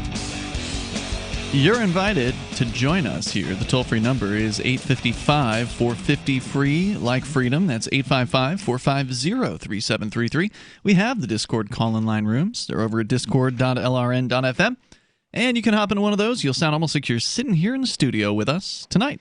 You've got Ian. And nobody. And the Next Generation Wallet is coming from Divvy. In just a few taps, you'll be able to spend, earn, store, and exchange digital money in seconds. Divvy says you'll be able to send money around the globe in only a swipe and instantly exchange between Divvy, Bitcoin, and fiat currencies like the dollar right in the mobile app and withdraw directly to your bank account. There's no need to wait, though, as Divvy already offers the first one-tap solution for earning passive income with their multi-tiered masternodes, allowing anyone to earn by supporting the Divvy network. When the new Divvy wallet launches, because of their relationship with Western Union, Divvy will be in 200 countries, including the United States. You can learn more at DivvyProject.org, D-I-V-I Project.org. We're talking about armed men with guns and vans, unmarked vans, whipping up into the streets and pulling people out of the streets and taking them away to a holding cell and trying to interrogate them. And the guy that they're talking to here doesn't even know yet why they did it to him. Wow. Because, well, he knew his rights well enough to refuse to answer their questions. So when he refused to answer their questions, he didn't get any questions, and so he couldn't extract any, usable information about why they had kidnapped him off the streets in the first place. Wow. Which, again, was the right choice to make. It's not a good plan to waive your rights and to speak to the police. So he did the right thing in that case. But that doesn't make the event any less terrifying when you are being taken by men who are not identifying themselves, claiming that the reason they didn't have their name tags on was because someone doxed them previously, and so we can't have any doxings going on. Well, if you're ashamed of what you do, you should stop doing it. Indeed.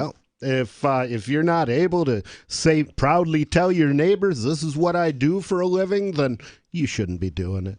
That's a great point. And, of course, a doxing, for those that don't know, is just somebody who's looking up information about another individual that is publicly available, typically. Mm-hmm. So a doxer, unlike a police officer who has access to not publicly available information about you, they've got access to databases that the average person does not.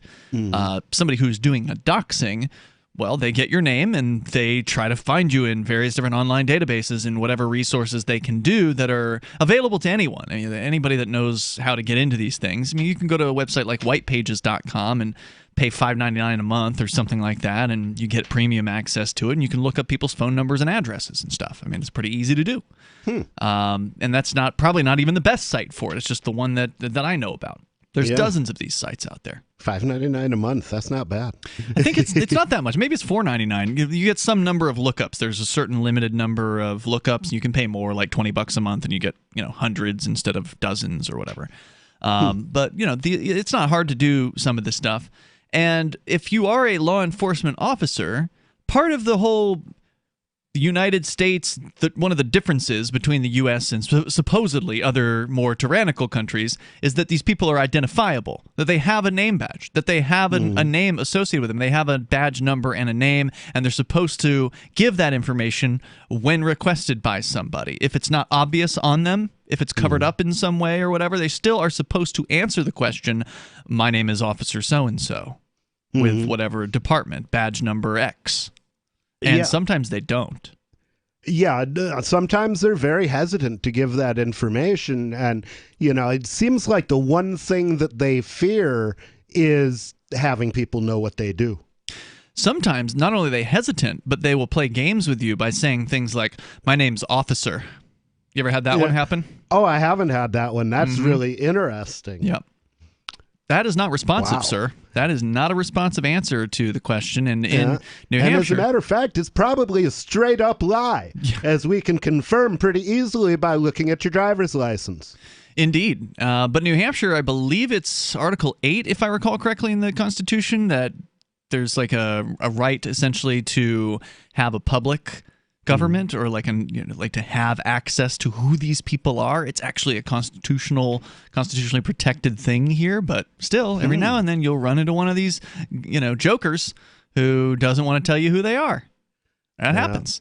And now we're talking about federal agents in this particular case, swooping in, grabbing a guy off the streets, taking him into a holding cell at a federal facility, asking him to waive his rights and answer some questions. He refuses. They then cut him loose. They say here the men let him go almost as suddenly as they'd grabbed him off the streets. According to what he said, he doesn't think he's been charged with any crimes. Because if you get charged with a crime, they don't just cut you out after an hour. That's not how it works. Well, I mean, they might. They cut me out after 2 hours and then delivered an indictment later. Really? Yeah. Okay. Yeah. They sometimes they do that. It's whatever they think will intimidate you. Yeah, will create the optimal level of terror.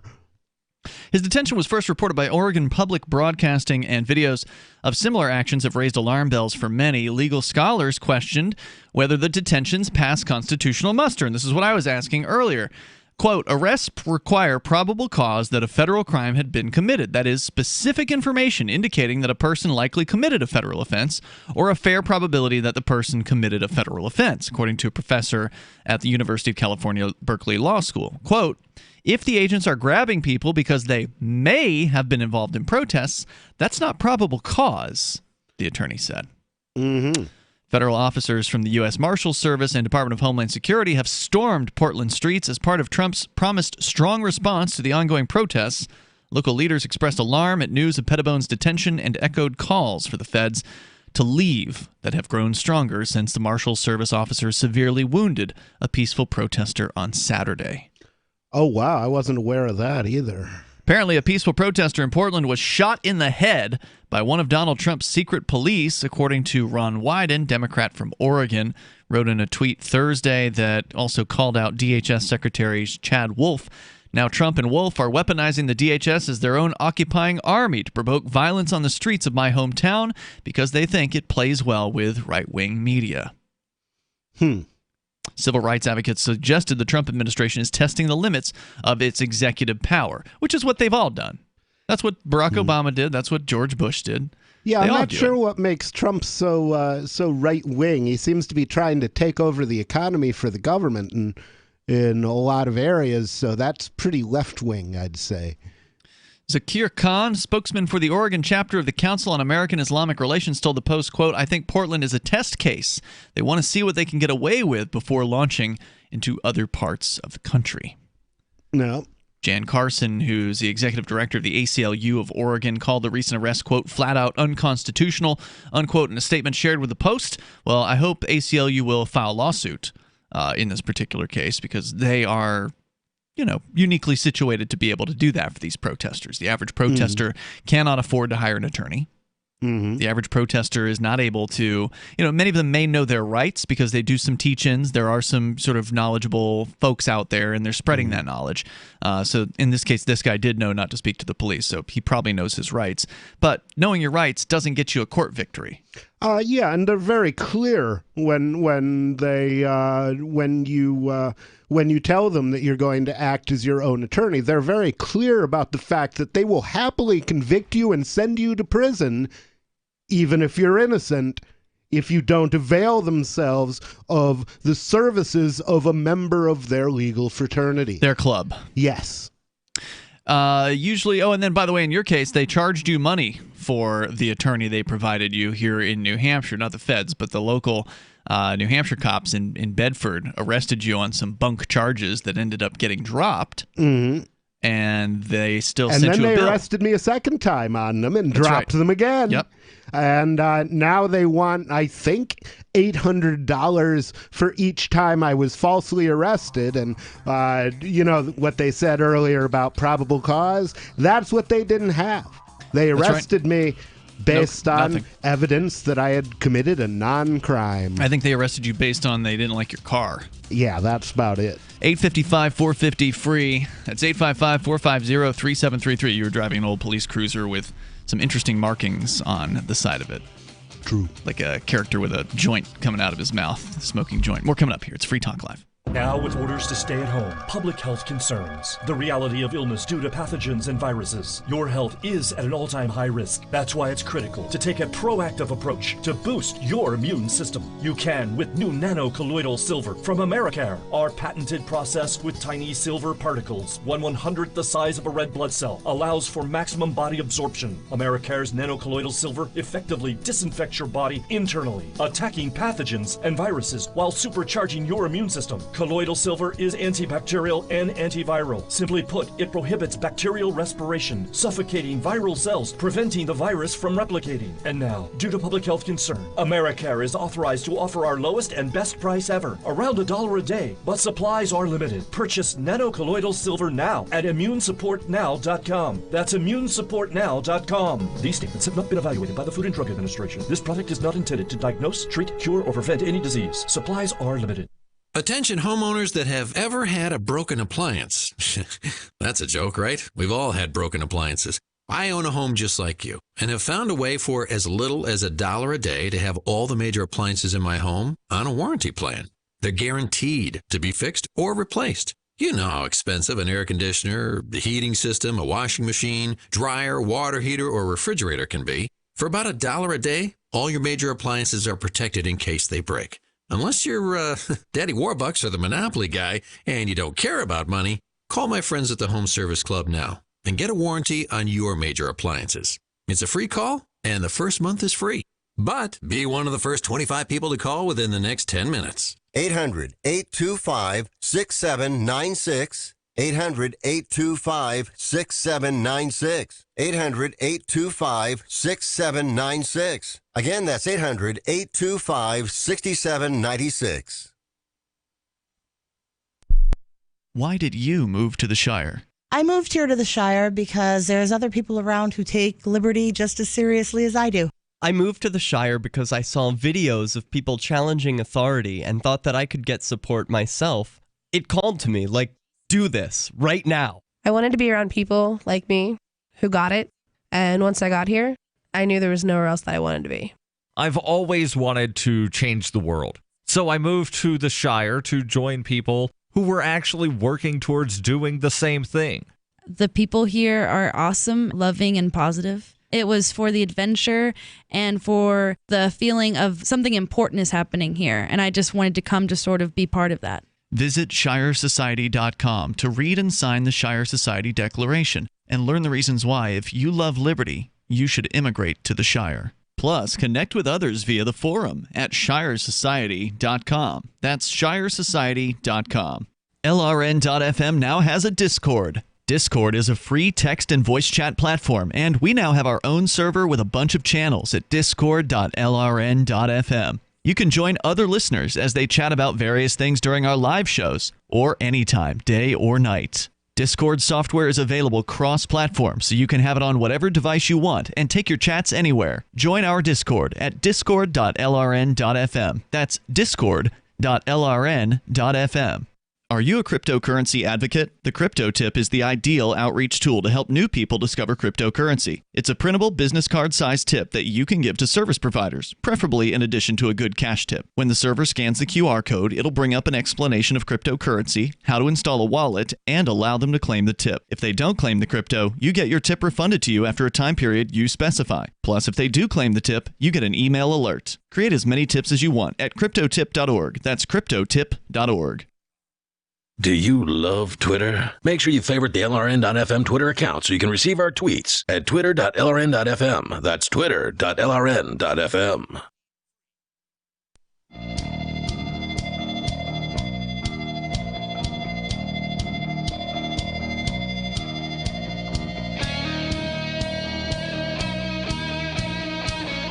Free Talk Live, and you can take control of the airwaves here. Our toll-free number, 855-450-FREE like freedom. That's 855-450-3733. I want to say thank you to David, who is a Free Talk Live Silver Amplifier, meaning that David contributes $5 a month to the Free Talk Live AMP program at amp.freetalklive.com. It helps us advertise, market, and promote, helps us get Free Talk Live on more radio stations around the United States and bring other listeners on board online. So if you want to help us continue to expand our reach with the ideas of freedom, then please join the AMP program like David has done over at amp.freetalklive.com, amp.freetalklive.com.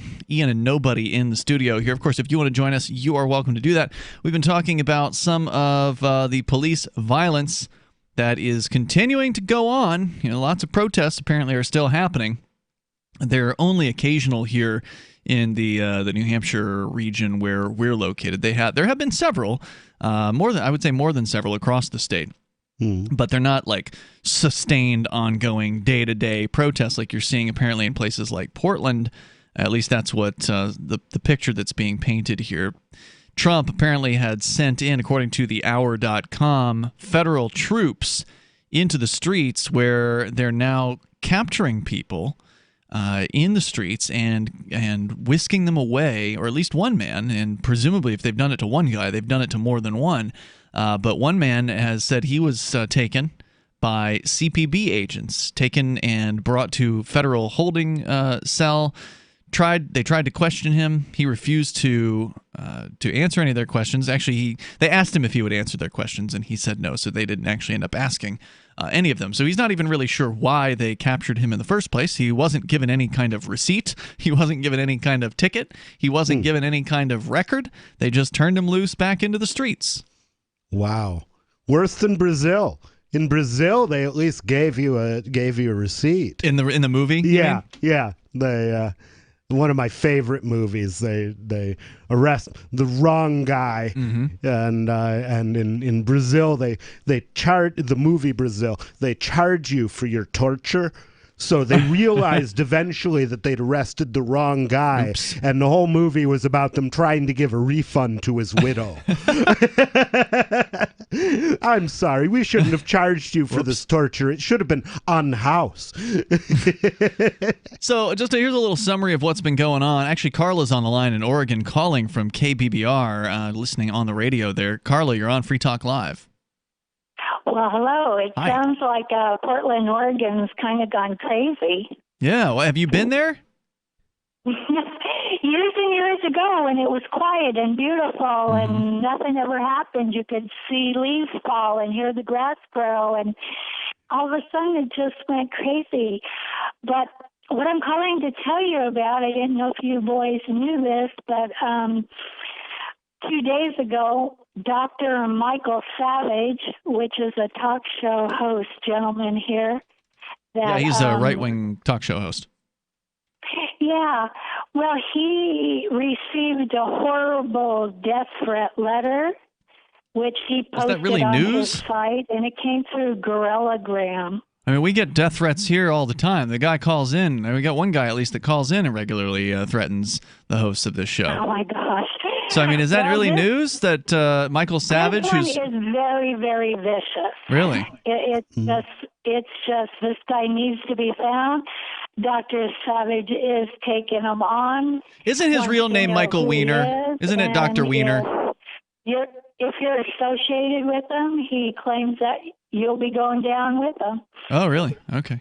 Wow. But Savage said that he would like this person to come forward and maybe, which is kind of an odd word, he may not press charges, but I'm thinking, I don't know, that was pretty vicious. So if you want to check it out on his website. I really am not concerned with the things that happened to Michael Savage. I mean, the guy is, from what I can tell, a real jerk. I mean, I'm not saying it's okay to threaten him. I don't support that. I don't support violence.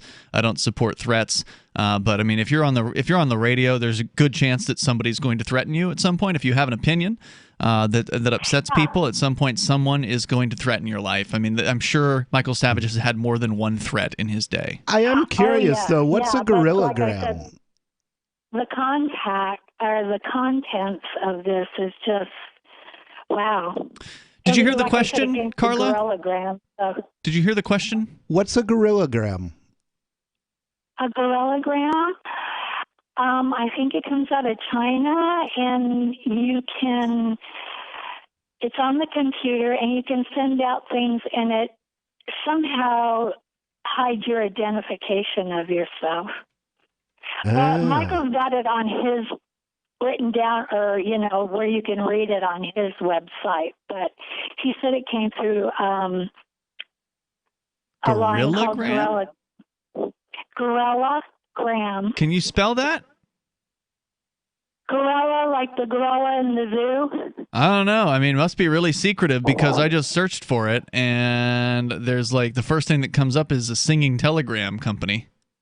So you can hire somebody in a gorilla suit to show up and deliver your threat. I'm not sure how you go about... That would be interesting. Carla, thanks for the... I'm not sure how you go about finding that. Yeah. Thank you for the call tonight. I appreciate it. I just wanted to say that people are just getting... wildly vicious and out of control. Yeah, well, I think it's time that people separate from them, from these groups that don't like each other. I mean, obviously the lefties can't get along with the righties, so it's time that people go their own separate ways, I think. Yeah, let's just abolish the federal government, and then we don't have to be ruled by each other. The right states, or the red states, can rule the red states. The blue states can rule the blue states, and New Hampshire can rule itself. What do you think about that, Carla? Yikes. Yikes? Why yikes? I liked everything way back the way it was in the 70s. Well, it's not going back to that. Well, you know that in the 70s, people were being kidnapped by the military and forced at gunpoint to fight in unjust wars. I mean, that was a good time to get rid of the federal government, too. Mm-hmm. It's always a good time to get rid of the federal government. Huh? You can go all the way back to Adam and Eve, and you're going to find ugly violence, backstabbing, disagreements. Mm-hmm. But the difference is with Adam and Eve, if you go back that far, you don't have an organized state.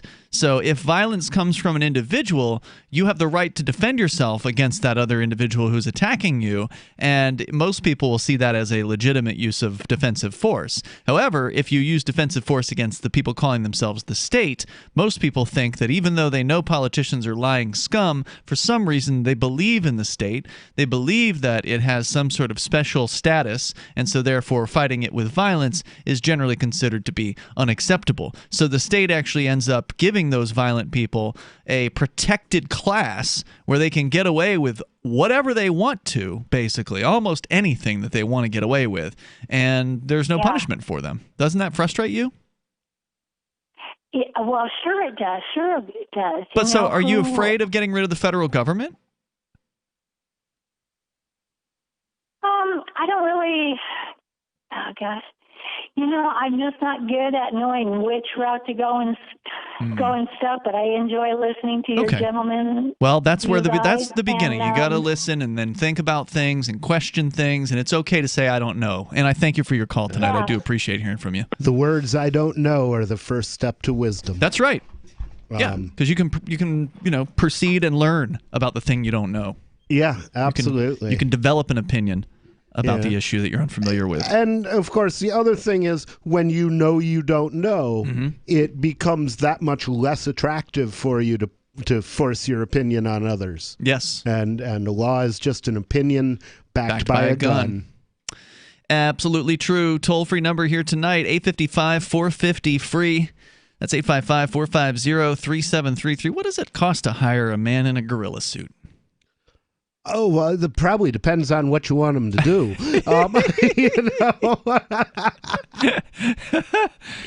Yeah, just looking here. There's a guy that will do it in Melbourne, Australia. He'll come to your house or place of business or whatever, dressed up in a gorilla suit. He'll bring balloons and bananas and whatever it is you want him to do. Oh, wow. Oh, wow. Maybe we should send a gorillagram to James. I was thinking Chris Sununu. Hey, there you go. Maybe a gorilla would have more luck getting him to at least acknowledge a debate request. Did you ever see the movies Clue? Clue the movie based on the board game? No, but I played the board game. It was Colonel Mustard in the kitchen, right? The movie was fantastic, and in that movie, they actually end up killing the singing telegram. It's a pretty entertaining scene. Nice. Toll-free number here is 855-450-FREE. If you're looking for a good comedy whodunit, you got to check out Clue, the movie from the 1980s. It actually was released into theaters with 3 different endings, so the people that saw the movie, they didn't all see the same movie. More coming up. It's Free Talk Live. Remember when you first heard about Bitcoin? How long did it take you to realize this little project would soon change the world? Do you kind of wish you had gotten involved sooner? Well, now's your chance to be part of the next revolution in money. Intercoin is working to finally make crypto go mainstream. It's designed to be scalable enough to support everyday payments and even elections without the state. Bitcoin was originally supposed to be a peer-to-peer cash system, the way we would all pay one another without having to trust any third party. But instead, over time, it mostly became a store of value. That's because every 10 minutes, the Bitcoin network must put all transactions into a block, and that block can only hold so much. If crypto is to become mainstream, for everyone to use it in everyday payments, we need a new architecture, one that's as secure as Bitcoin while being far more scalable. Check out intercoin.org to find out more, and maybe pick up some of those coins for yourself. Do you want more businesses accepting Bitcoin Cash and Dash? Now with AnyPay, you earn passive income for every purchase at those businesses. Finally, a financial incentive to spread Bitcoin Cash and Dash. You made it happen, so you receive the rewards. Download the AnyPay Cash Register app and add your cryptocurrency wallet addresses. Then install it at a real-life business and tell us what you did at anypayinc.com. anypayinc.com. The LRN.FM social media channels have been revamped. We've eliminated Facebook and focused on other platforms like Twitter and Mastodon, the decentralized alternative to Twitter. On our accounts, you'll find posts from multiple LRN.FM show hosts together in one place. Follow us on Twitter at twitter.lrn.fm, or better yet, move to the decentralized Mastodon social media platform at toot.lrn.fm, toot.lrn.fm. I think you'll like it. You're listening to the live edition of Free Talk Live. Hour number 3 is next after the news here on the Liberty Radio Network at LRN.FM. This is the Liberty Beat, your daily source for Liberty news and activist updates. Produced in partnership with the SNLS Network and listeners like you. Online at snlsnetwork.com. I'm Mick Murrow with your latest edition of the Liberty Beat. Gold is trading at $1,812, silver at $19.73, and Bitcoin is trading around $9,203. Today's gold, silver, and Bitcoin prices are brought to you by Brave Botanicals, high-quality kratom and CBD at reasonable prices with excellent customer service. Brave Botanicals is activist-owned and mission-driven. The Liberty Beat and Brave Botanicals believe so strongly in the power of kratom, we're giving it away for free. Just go to libertybeat.news/free kratom. This is the Liberty Beat at snlsnetwork.com. In the news, a surprisingly large number of high-profile Twitter accounts, ranging from Barack Obama to Elon Musk and Kanye West, were hacked Wednesday in an apparent Bitcoin scam that fooled online users into handing over at least $130,000. The Mind Unleashed reports the official Twitter accounts of Apple, Uber, and Square's Cash App were hacked in the cryptocurrency scam, as were accounts belonging to billionaires Bill Gates, Jeff Bezos, Warren Buffett, Mike Bloomberg, and Elon Musk. Rapper Kanye West, former U.S. President Barack Obama, and Democratic presidential candidate Joe Biden also fell prey to the hackers. Each of the Twitter accounts have millions of followers. In various tweets, the accounts posted messages requesting the followers send USD $1,000 in Bitcoin to specific web addresses, after which they would get double the contribution in return. Ever wonder where we find all the news to report right here on the Liberty Beat? Visit snls.news to get the world's most censored media published all in one place. Save yourself from the endless time spent searching for reliable alternative media. SNLS News makes it quick and easy. No ads, no clickbait, just raw headlines, 24 hours a day. Visit snls.news and get informed today without the corporate media spin. Your news now continues. Nearly 90 people were arrested and now face felony charges after refusing to disperse in a protest demanding justice for Breonna Taylor, a 26-year-old black woman who was shot to death in her home by Louisville police that ended on the lawn of Kentucky Attorney General Daniel Cameron. Demonstrators now face 1 to 5 years in prison if convicted on felony charges under Kentucky law. By all accounts, the protest was peaceful, as over 100 community members gathered near Ballard High School in Louisville, Kentucky, and began marching to the conservative attorney general's home, according to a report from WLKY. The Mind Unleashed reports community members were marching to demand that officials charge the 3 Louisville officers who shot Taylor to death in March, while executing a no-knock search warrant at her home. Researchers are decrying collapsing birth rates around the world, which they warn will result in profound social change if governments don't roll out new productive health policies. Spain, Japan, Portugal, and Thailand are among the 23 countries that could see their populations more than half in a jaw-dropping trend. While the global population is expected to peak at around 9.7 billion around 2064, the population will fall to 8.8 by the end of the 21st century.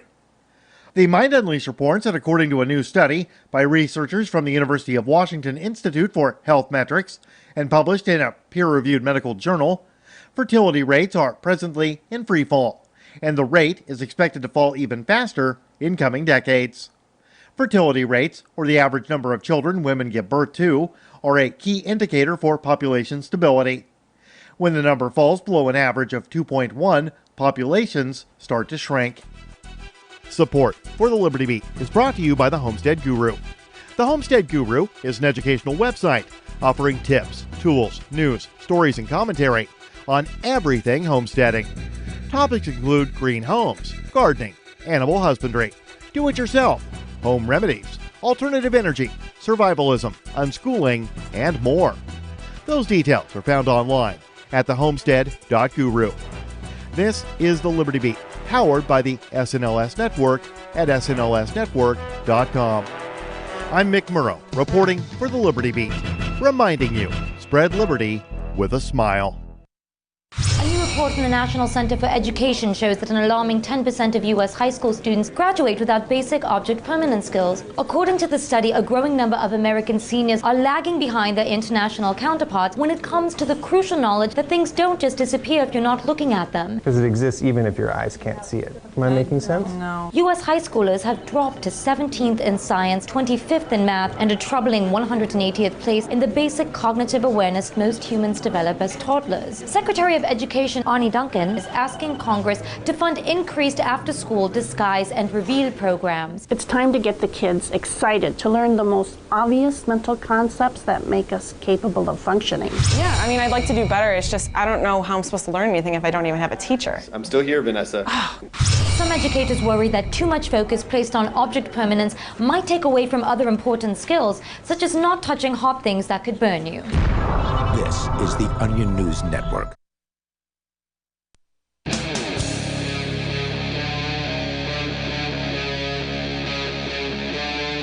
Free Talk Live.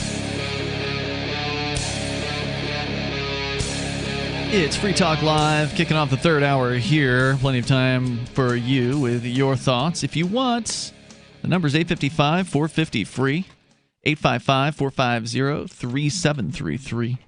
With you in the studio tonight, you've got Ian. And nobody. We just had a caller call in and bring up the talk show host, Michael Savage, whose name I believe is actually Michael Weiner. I wonder if he changed it legally.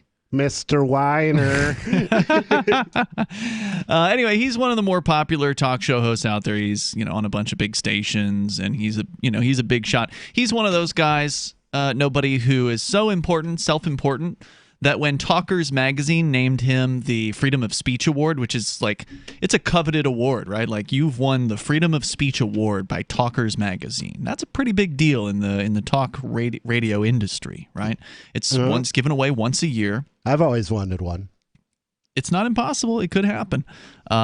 It'd be great if one of our hosts got there. We actually, by the way, just got to number 25 on the Heavy 100. I don't know if you heard about that. Nice. Yeah, so we're on the top 25 now of talk shows in the United States, according to Talkers Magazine.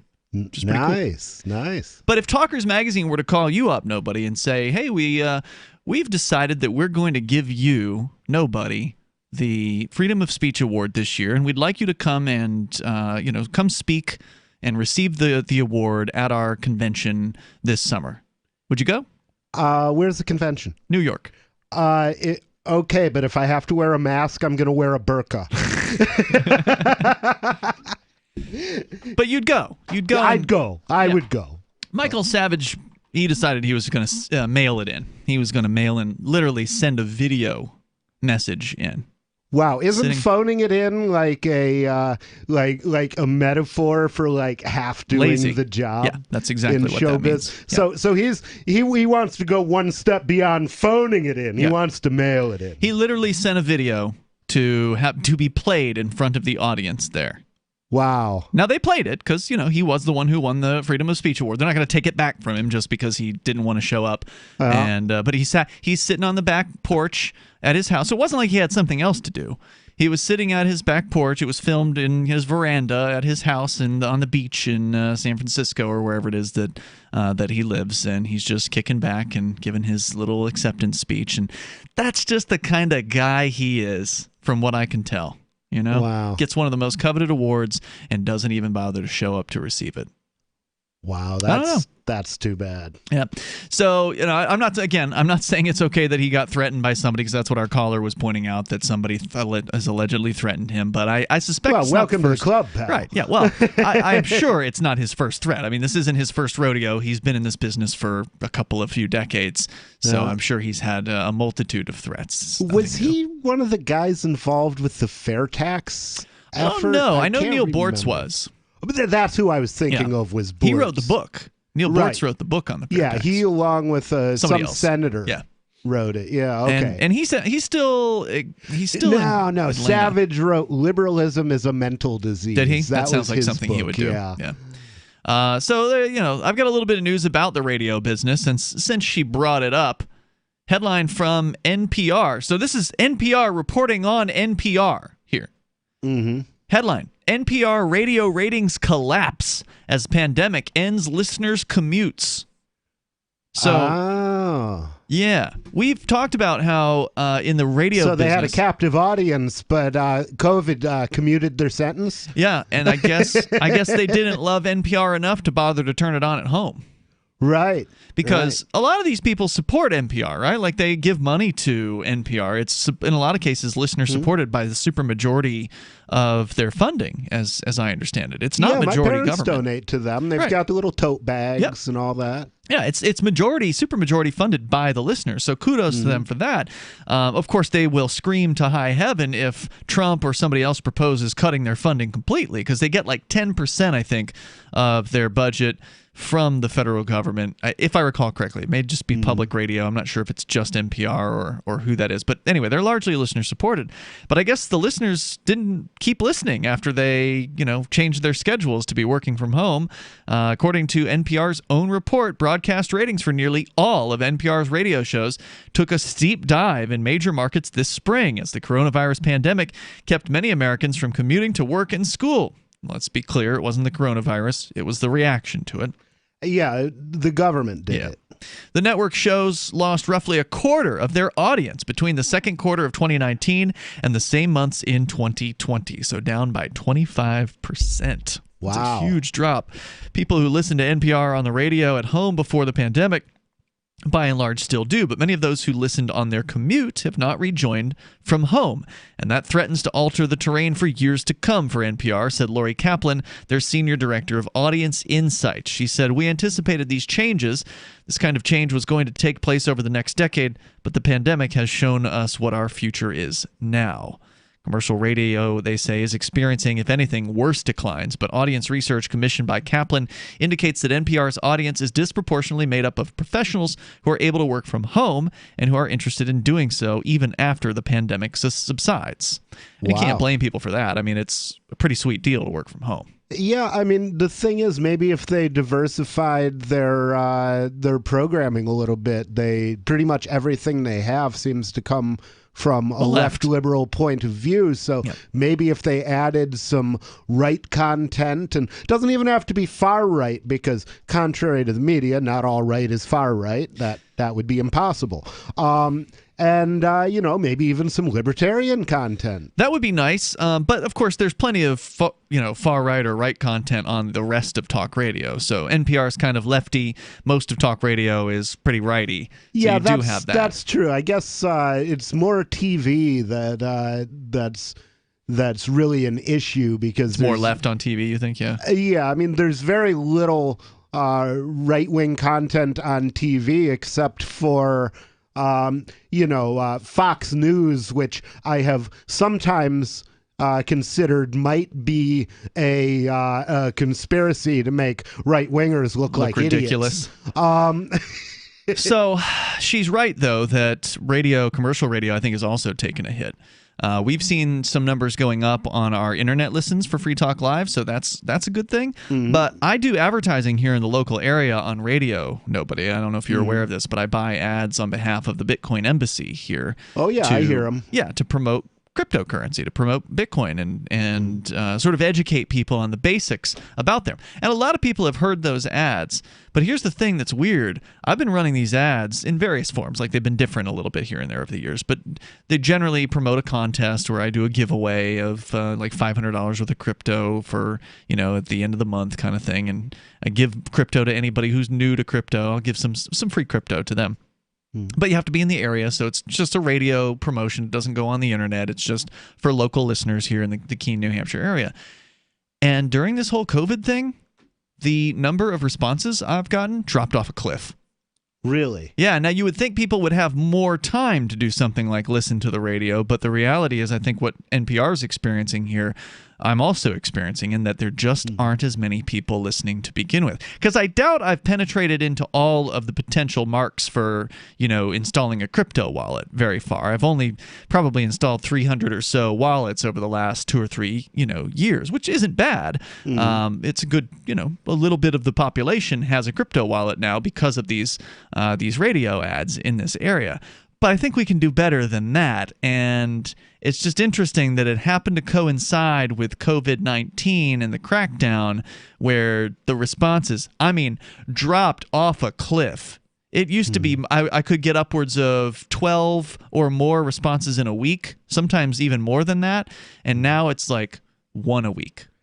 Interesting. If that. I've had weeks where I've had 0.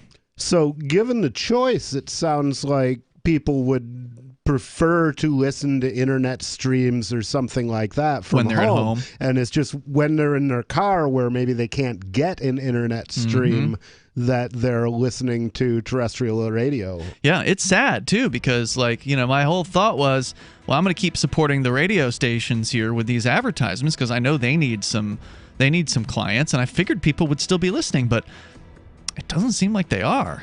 Wow. And that's going to be bad for radio, because if people aren't listening and they're not responding to advertisers, I'm literally giving away money, right? Right. And, if they're not responding to the advertisers aren't going to come back. The radio stations aren't going to stay alive. More coming up. News from news.bitcoin.com. Another 83 tons in fake gold found in China. Crypto still much harder to counterfeit. Host Stefan Molyneux banned from YouTube. Receives $100,000 in crypto donations afterward. Reporters uncover $11 trillion in offshore government-sanctioned bank accounts. Bitcoin Cash still potentially private and unconfiscatable. Bitcoin.com is your source for getting started with cryptocurrencies. Getting a wallet, buying Bitcoin Cash, mining, and all the latest cryptocurrency news at news.bitcoin.com. Bear, the rescue dog, had very flaky skin, dropping a lot of fur, and Levette wanted to do steroid injections. I was at a dead end. DINOVITE.com. Probably 6 weeks after we started using Dinovite, no more flaky skin. He doesn't scratch and itch. It was awesome. You get some Dinovite, how happy your dog will be. Every rescue dog in America deserves Dinovite for 90 days. DINOVITE.com. Got shaving irritation? Shave Secret shaving oil can help stop it. Shave Secret doesn't cost much and is an all-American product. My name is Chuck Howard, and I developed Shave Secret and pioneered its use starting back in 1991. Ingrown hairs drove me nuts for years. Shaving oil changed all that. Why put up with ingrown hair, bumps, red rash, nicks, and cuts? Shave Secret provides men and women with what we believe is the best shave ever. Our proprietary blend of 100% natural base and essential oils plus a hint of menthol was designed to help eliminate shaving irritations like ingrown hairs, bumps, red rash, nicks, and cuts. We'll lose those shaving irritations. Available at Super Walmart, H-E-B, Wegmans, Giant Eagle, Discount Drug, Navy and Marine Exchanges, Amazon, and ShaveSecret.com. Use the code FTL for Free Talk Live and get a discount. Shave Secret, the best shave ever.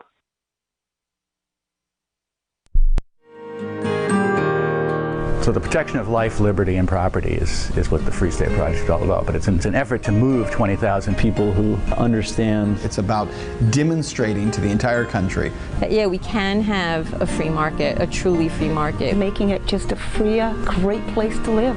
It's the world's largest voluntarist libertarian community, and it's only getting bigger. That's amazing, to be able to move to a place where other people passionately believe in being free and independent. What the Free State Project is managing to do, though, is to put their money where their mouth is. It's physically getting up across the country and saying, let's go someplace and let's demonstrate the power of these ideas. There's a lot of kind of philosophy that surrounds liberty. There's a lot of thinking about it and talking about it. But here in New Hampshire, people are doing it.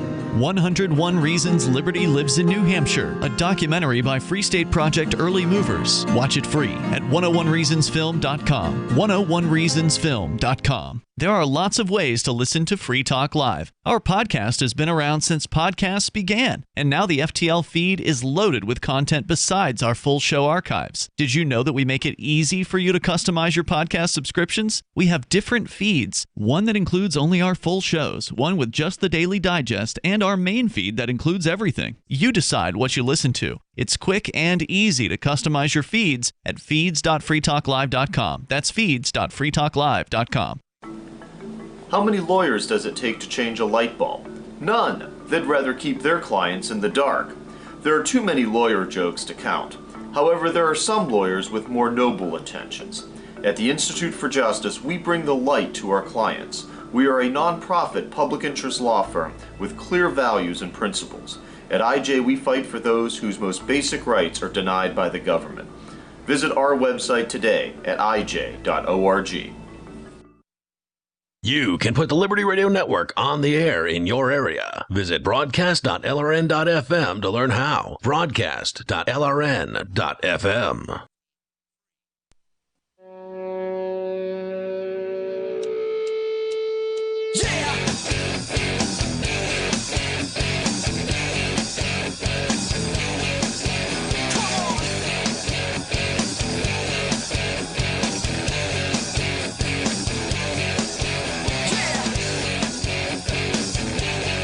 Yep, it's Free Talk Live. You bring up whatever you want. Toll-free number, 855-450-FREE. People apparently dropping out of listening to NPR, according to their ratings.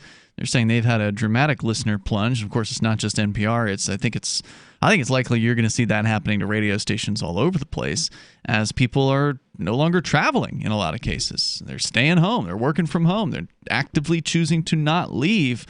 And they're not necessarily choosing to listen to the radio there.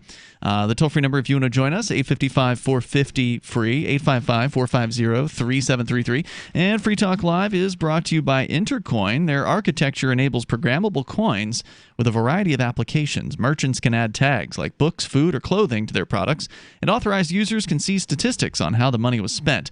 Experts can analyze the local economy. Donors and investors can have more confidence. Everyone in the community can have a real-time consumer price index to inform their democratic decision-making and address issues like rising prices or shrinking wages. Intercoin is attempting to regain some of our freedoms that are threatened on the internet and in meat space. And we think that's important here on Free Talk Live.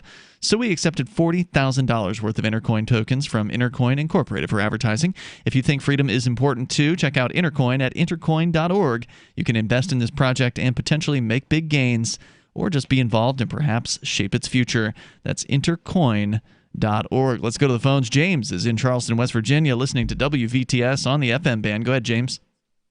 Hey, how you guys doing? Welcome, well, sir. Let me start off by saying that I was a radio talk show host on the very station I'm listening to you right now. Excellent. I was there for about 5 years, and it was right-wing, of course, but we had a lot of fun with it, and cut up a lot.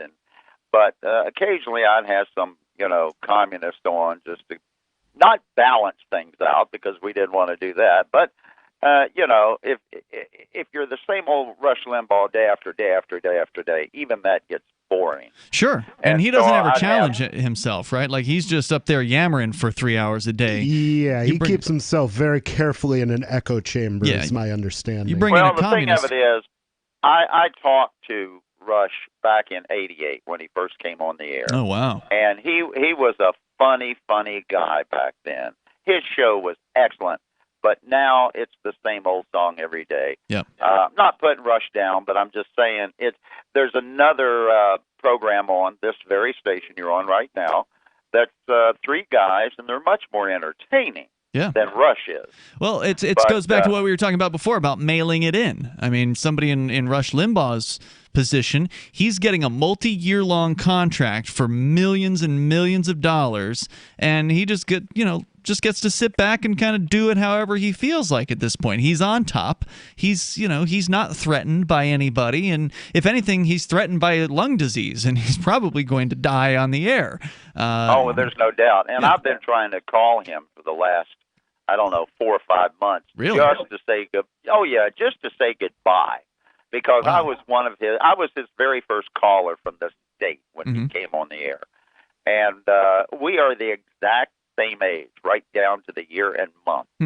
And like you said, Rush isn't going to be around long. I'd like to say goodbye and before one of us leaves.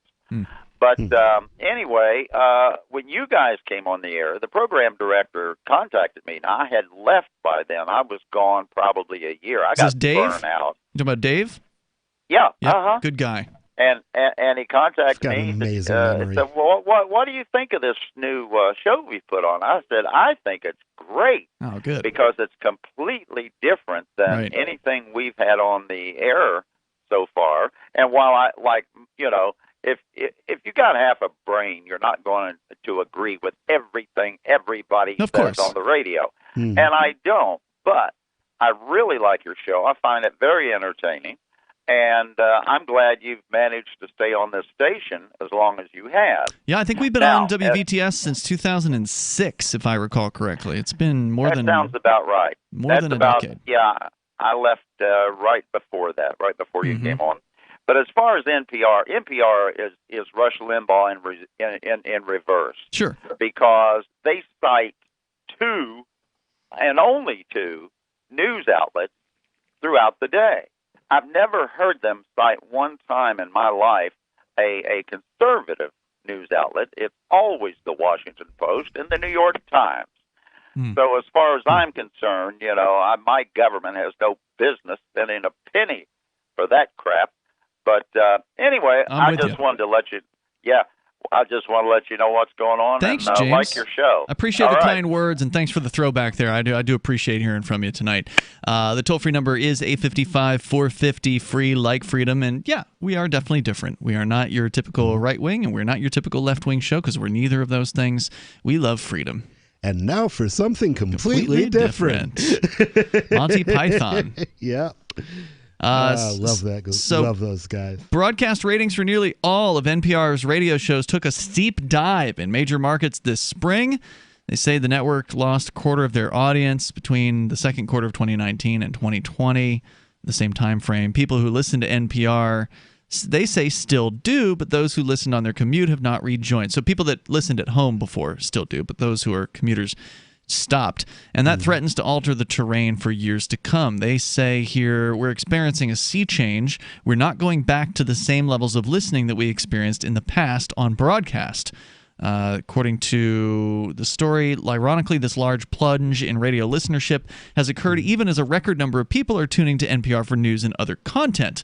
More than 57 million people now consume the network's offerings each week, whether on radio or its various digital platforms. So they claim that overall, their use is up, including podcast downloads and people viewing websites and such. Now, I'm not an NPR listener, so I actually don't know the answer to this, but I wonder if they have been as spectacularly wrong in their predictions as MSNBC and CNN has been. Their predictions about COVID, you mean? Well, their predictions really about Donald Trump, because what I was thinking was Rachel Maddow on the TV every single day going, this is the smoking gun. This is what take will him down. Bring down the monster Trump. But no. And it all came to naught.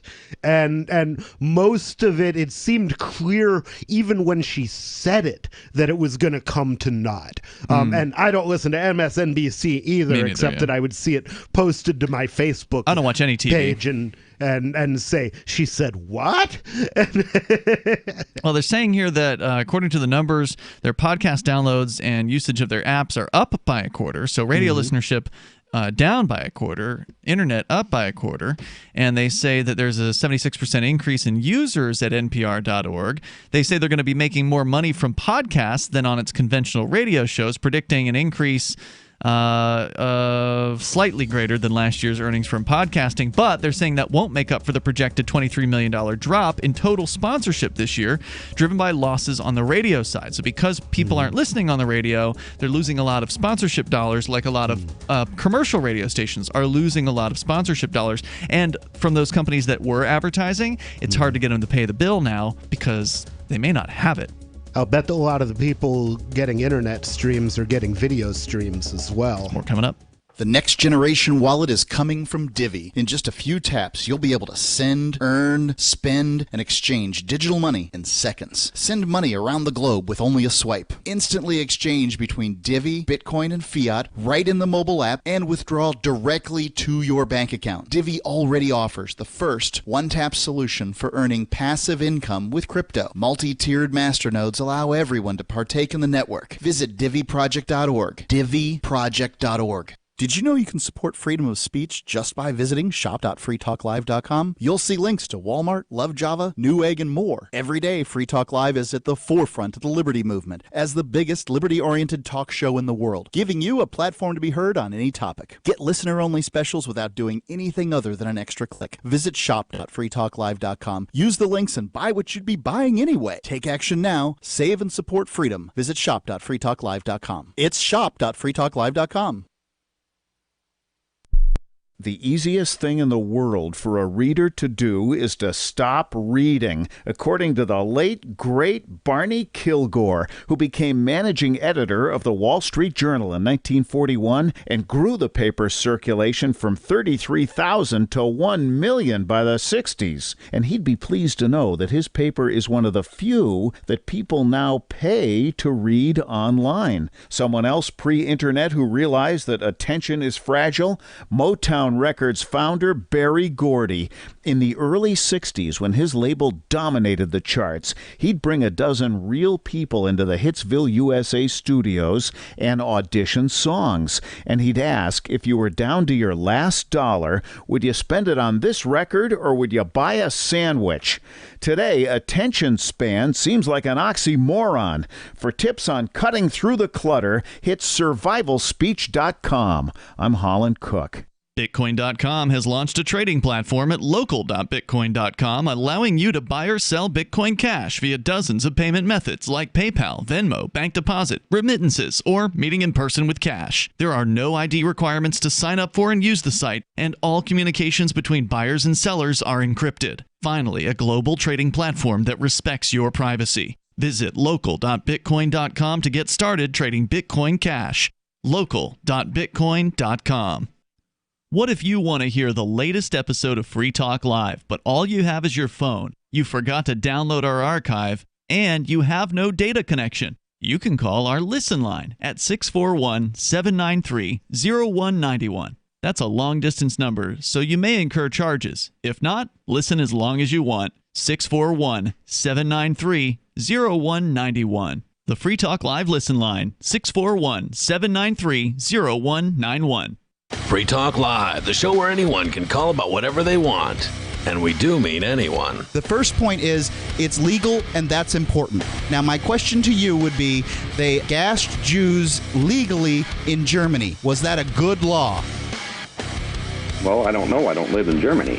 Come on. You don't know? You don't know whether it was a good idea to gas Jews? You don't know whether it was a good idea to incarcerate Japanese Americans during World War II? What does that have to do with them crossing the borders of the United States I'm of making America? a point, and I'm drawing a parallel, and it's a clear parallel, and you're dodging it. Do good people disobey bad laws, Buck?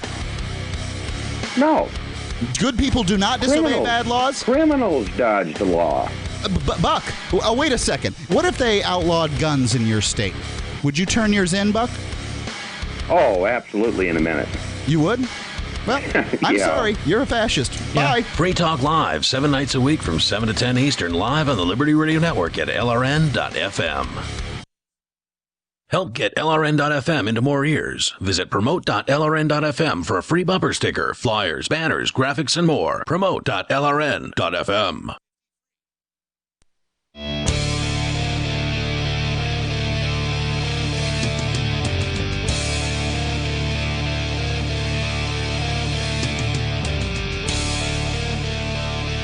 Free Talk Live. Dial in. Toll free here. Bring up anything you want. And take control of the airwaves. While they still exist. Because, let's be honest, broadcast is having a tough time. I mean, they were already subject to some serious competition when it comes to the internet. I mean, that's been making radio executives and television executives sweat for the last 20 years. Because they've seen the writing on the wall. They see how popular the internet is. They know that people are using podcasts and internet streaming and things like that. And they're slow to change, the broadcast people. And I say this from being in the business for, 23 years. I've been in this business 23 years now. Wow. Having been there from back in the days when they were still playing CDs. I know that's not that old, but for me, it was a long time ago. And watching things change and watching these dinosaurs basically thrashing around in the tar pits as they try to figure out how to stay relevant, as they try to figure out how to retain audience. Well, now due to the COVID crackdown, they're having a tougher time than they've ever had, and it came on all of a sudden. And in addition to losing audience, they're also, more importantly, losing sponsors. And that's because a lot of the people who've sponsored have said they don't want to spend money if they don't have the money coming in. They feel like they need to have customers in order to have advertising. Of course, an advertising executive would tell you that you need to have advertising to have customers. But if you're advertising in a place where there aren't as many people listening anymore, then maybe it's not the best choice. I don't know. Yeah, I mean, it sounds like it's ripe for a price cut. Yes, they definitely are going. I think they are going to have to cut prices because they're certainly cutting jobs. There's news stories in the industry about major corporations cutting 10% or 5% or whatever off the bottom, taking people out, getting, no longer just furloughing, but saying goodbye.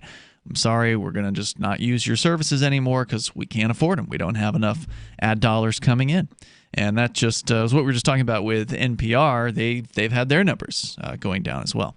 So if you want to comment on that, you're certainly welcome to join us. Our toll-free number is 855-450-FREE. In fact, we're going to go to the Discord call-in lines here in just a moment. But I do want to remind you to check out liberty.menu if you're an individual who rejects the initiation of force and you agree to abide by the ethics of the non-aggression principle. Liberty.menu is a tool for the freedom community, and it allows you to list the things you do. Maybe you've got a business that you want other freedom lovers to know about so you can get some new business through the door. Well, Liberty.menu is a way to do that, and it's a free way to do that. You don't have to spend anything to get listed at Liberty.menu. Now, there are upgrades available, but free listings are there. Liberty.menu, and you can use code FTL to get a special Free Talk Live listener badge. It's Ian and Nobody here in the studio tonight. Let's go to Gene. He's the Christian anarchist, and he's on our Discord lines, on the amp line. Go ahead, Gene.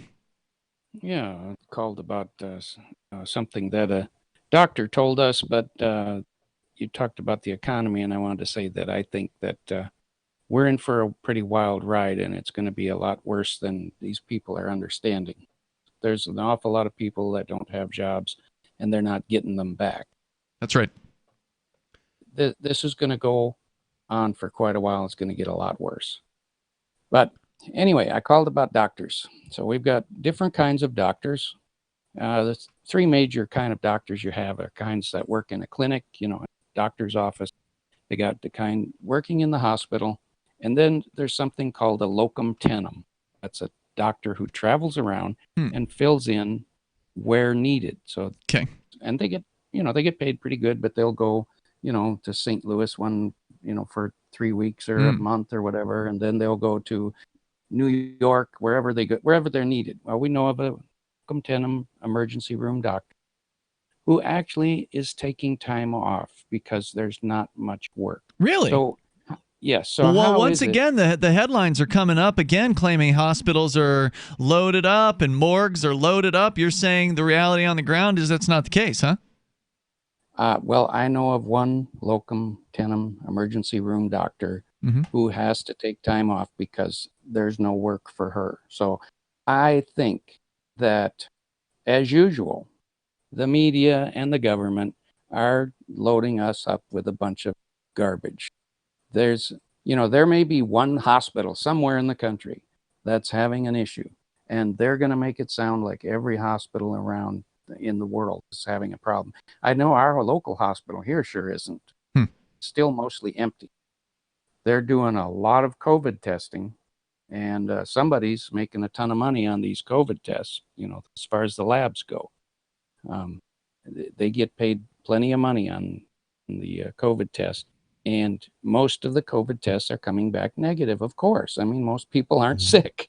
So, but they've made it so that no matter what you're doing or where you're going, you need to have a test. If you want to go back to work, you got to have a test. If you want to go to certain cities or places or countries, you got to have a test. So, and then if they find out that you've got COVID, then they turn these contact tracers loose on you.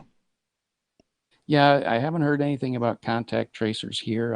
I guess around in New York and stuff, they're doing it. But I don't know of anything. There are exceptions to most of the tests come back false. For example, Florida, where they reported a huge spike in cases recently, they had one clinic where 100% of tests came back positive. But they weren't reporting the negatives. They weren't reporting the negatives. That's what came out about that. Is that what they're saying now? Yeah, it was more than one clinic. Apparently, the private clinics weren't reporting the negatives. It was more than one. I wonder what percentage of their tests were performed on, like, mangoes. Yeah, I don't know. There will always be a certain percentage that's wrong. That's true of any kind of test that you can do. So to rely solely on these tests is kind of silly, and I think that's why most doctors will look at the conditions that the patient is presenting, what kind of symptoms they have. And they will then, from the symptoms, they take the test to see whether or not the test matches up with the symptom.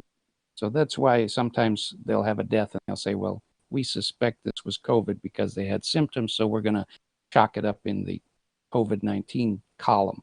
And a lot of times it's not COVID, but they're going to put that death there. In fact, I just heard of one where a guy got killed on a motorcycle and they put him in the COVID column. So all of these numbers, I wouldn't trust any of them. They're all a bunch of baloney. Yep. Well, there's an agenda, and the numbers are designed to promote that agenda. And the agenda is to turn the entire world, apparently, into a medical, corporate, authoritarian hellscape. And it's working. And I think their agenda actually has taken on a mind of its own. In fact, I think the agenda has gone above and beyond what they expected, because now because the people have effectively taken their agenda and run with it. So now the people don't want to go back to work because they're scared to death they're going to get COVID and die. Or because they're making more money on unemployment than they were making working. And there's that. But I think, like I say, I think this thing got away from them. I think it's worse than they expected it to go, that it's gone farther than they expected it to go, and now they can't reverse it because it's like a freight train rolling downhill, and they don't have any brakes left. Wow. Well, I don't know what the hell is going to happen here, Gene, but it's pretty scary. disturbing. But I know this. I'm going to get my kicks before the old asshole goes up in flames. Jim Morrison. On Route 66. All right. Anything else, Gene? That's about it, guys. Thanks for Have the a good call, evening. man. I appreciate hearing from you there. Gene the Christian Anarchist. Toll-free number if you want to join us, 855-450-FREE. That's 855-450-3733. He's there in our Discord call-in line rooms. Sounded great. You can sound just that good. You just got to connect to our Discord server at discord.lrn.fm. All right, so coming up, nobody, there's a story written on a website called The Week, and I don't know what that is. Maybe like a lefty kind of... How's it spelled? W-E-E-K or W-E-A-K? It should be W-E-A-K based on what this story is all about. It's basically this... I'll give you the headline. Our Time of Dread is the headline here. So this man is this a reference to Judge Dredd, the no, it's not that much fun. Judge? No, okay. no fun. This person is a real baby. We'll talk about it here and what he's whining about. And it's interesting because it's sort of from the perspective. I didn't expect this. I'll tell you that. Coming up. Have you ever thought about turning your Glock, XD Family, or 1911 handgun into a semi-automatic carbine? It only takes about 30 seconds. The MacTech Carbine Upper is classified as an accessory and can be delivered right to your doorstep with no FFL or background check required. It's the world's most versatile pistol accessory. Build your custom upper today. Simply go to handgunconversion.com. That's handgunconversion.com. We have all seen and perhaps used the alcohol-based hand sanitizers. Have you ever noticed how it dries your skin, and as soon as the alcohol evaporates, it's no longer effective? With bacteria and virus problems, sanitizers and hand washing are the first line of defense against infectious disease. GCNteam.com has alcohol-free antibacterial soap and foam meeting or exceeding all requirements as set forth by the United States Food and Drug Administration as a first aid antiseptic. When it comes to sanitizers, it only makes sense that it lasts till the next application and doesn't dry and crack your skin, inviting infection. For long-lasting alcohol-free sanitizing, come to GCNteam.com keyword antibacterial. That's GCNteam.com, antibacterial, or call 877-878-4203. 877-878-4203. Hi, I'm Dan Pilla. I started fighting the IRS over 40 years ago when they tried to seize my mother's house. I sued the IRS and won. I beat the IRS then, and I've been beating them ever since. I wrote the book on tax debt settlement, and I've helped thousands of people deal with tax problems they thought might never be solved. I can help you too. If you owe taxes you can't pay, don't wait another day. There's no such thing as a hopeless tax case. Call 800-34-NO-TAX or go to my website, danpilla.com. That's danpilla.com, danpilla.com. The political world is a maddening cesspool of corruption and lies. Nobody tells the truth. Nobody keeps campaign promises. Nobody obeys the Constitution. Nobody puts the people first. How can we ever escape this web of tyranny? Vote for nobody. Hi, my name is Nobody. I'm running for governor of New Hampshire because nobody knows how to live your life better than you do, and nobody deserves that kind of power. I want to put you back in control of your money, your lifestyle, your work, your body, and your life. Nobody should rule you but you. New Hampshire convicts many people of so-called crimes that should never have been prosecuted. If elected, I will pardon every victimless crime in New Hampshire history. This includes drug, gambling, prostitution, gun, and driving offenses. Nobody should have a criminal record when they have not harmed anybody. Wouldn't it be nice to have nobody telling you what to do? Learn more at electnobody.com. electnobody.com. Some of you asked, and now we've delivered. LRN.FM's live Keene, New Hampshire studio shows are now streamed in HD on Twitch. Visit our channel at twitch.lrn.fm and give it a follow. If you have Amazon Prime, you get one free subscription on Twitch. If you use it on our channel, Twitch will give LRN.FM a monthly piece of your Prime subscription cost. So please watch, follow, share, and subscribe to twitch.lrn.fm. That's twitch.lrn.fm. I'm crazy about My Magic Mud. This is the most important oral care product created this millennium, and I'm not kidding. We all have different opinions on politics and issues, but we all have mouths. And I want yours to be as clean as possible, with teeth as bright as they were meant to be. I will never be without My Magic Mud. It's a little surprising, but man, does it work. If you only listen to one thing I say ever, go to mymagicmud.com and get 20% off with code FTL. mymagicmud.com, code FTL. Some of our live shows are streamed in HD on Twitch. Please follow and share at twitch.lrn.fm. That's twitch.lrn.fm.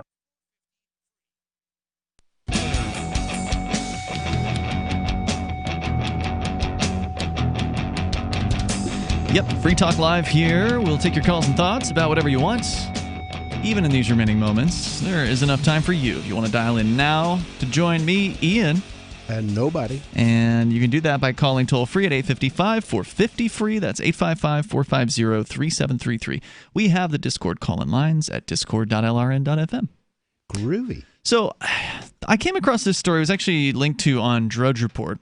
It's by The Week, which you perceptively asked whether it should be W-E-A-K or W-E-E-K. Well, in the website, it's spelled W-E-E-K, but the article here, this editorial piece by Damon Linker titled Our Time of Dread, is all about fear and how scary things are out there. Now, I'm not going to read this whole piece, I don't think, because I think it's probably a little too long, but I will summarize and then get to the part that I thought was the most interesting. So he talks about the lockdown. He lives in Philly, by the way, and we actually hung out with Nick Shankin, who's a former Keene activist who was living here for about a year, maybe about 8 years ago, and he also lives in Philly, and he says that it is awful there because people are masked up everywhere. They are like 95% mask compliance in Philly. Of course, it's also against the law to not wear a mask in that. I think it's in the whole state of Pennsylvania. Wow. But he talks about how, things are starting to open up a little bit again, and yet he says he doesn't feel much better than he did in April's darkest moments. He says people have taken to talking about normal life before coronavirus hit, the world without lockdowns and masks and layoffs and daily death counts, and the constant fear of contagion as, quote, the before time. The before time. Isn't that a Rick and Morty reference? Maybe. I don't know. Yeah, I've only seen the show once. I think when they the whole show. come back and visit the Cronenberg Earth, the Cronenberg Jerry says, who isn't a Cronenberg, says something about the before time. I thought that was interesting because, again, we don't hang out in these circles. We don't hang out with these fear-based people who are constantly scared. So we don't know what they're saying except when we see it online. In this case, apparently that's a thing that they're doing, is they're referring to the before time as in contradiction to the new normal, right? Like, so there's the new normal. And then there's the before time. Which, it's kind of weird that they call it the new normal because we have no idea what normal is going to be. By all accounts, the current time is somewhat extraordinary, either, and some people think it's extraordinary because there's a plague going on, and other people think it's extraordinary because there isn't a plague going on, but they're telling us there is.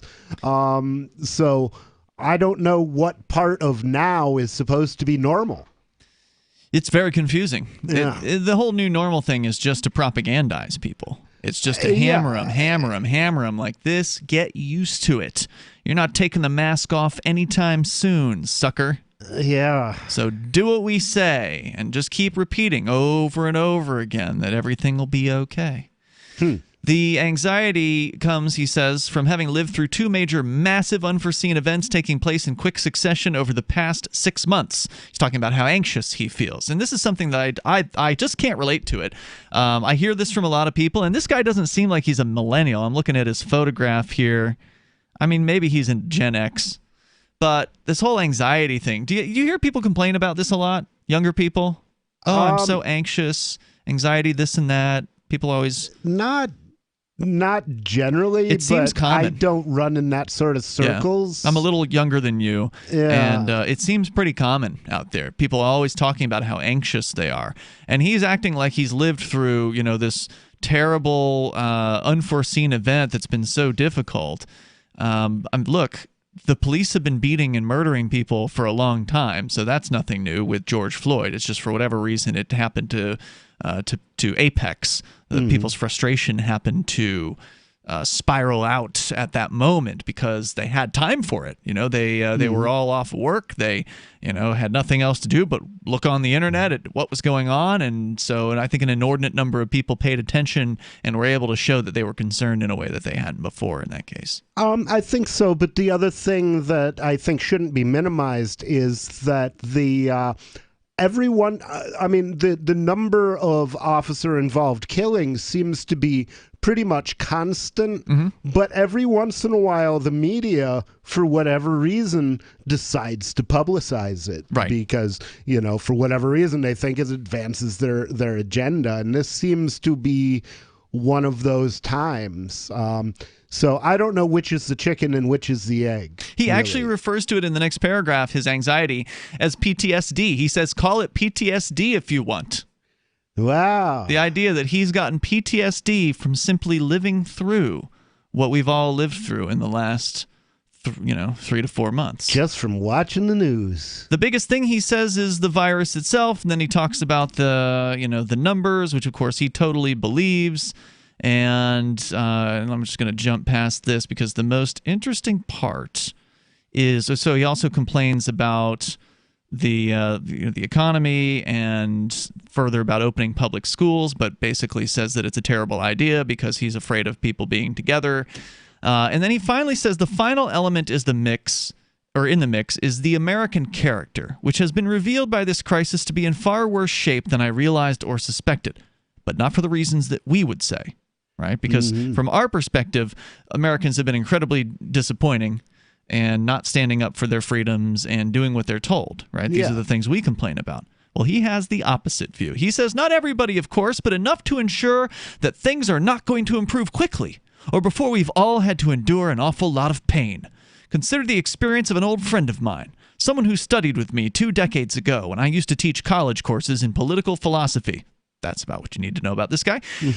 She's now a mother of several children in a mid-sized Texas city, married to a doctor of emergency medicine. The other day on Facebook, she implored her friends to please wake up to the coronavirus threat by at least wearing masks in public spaces.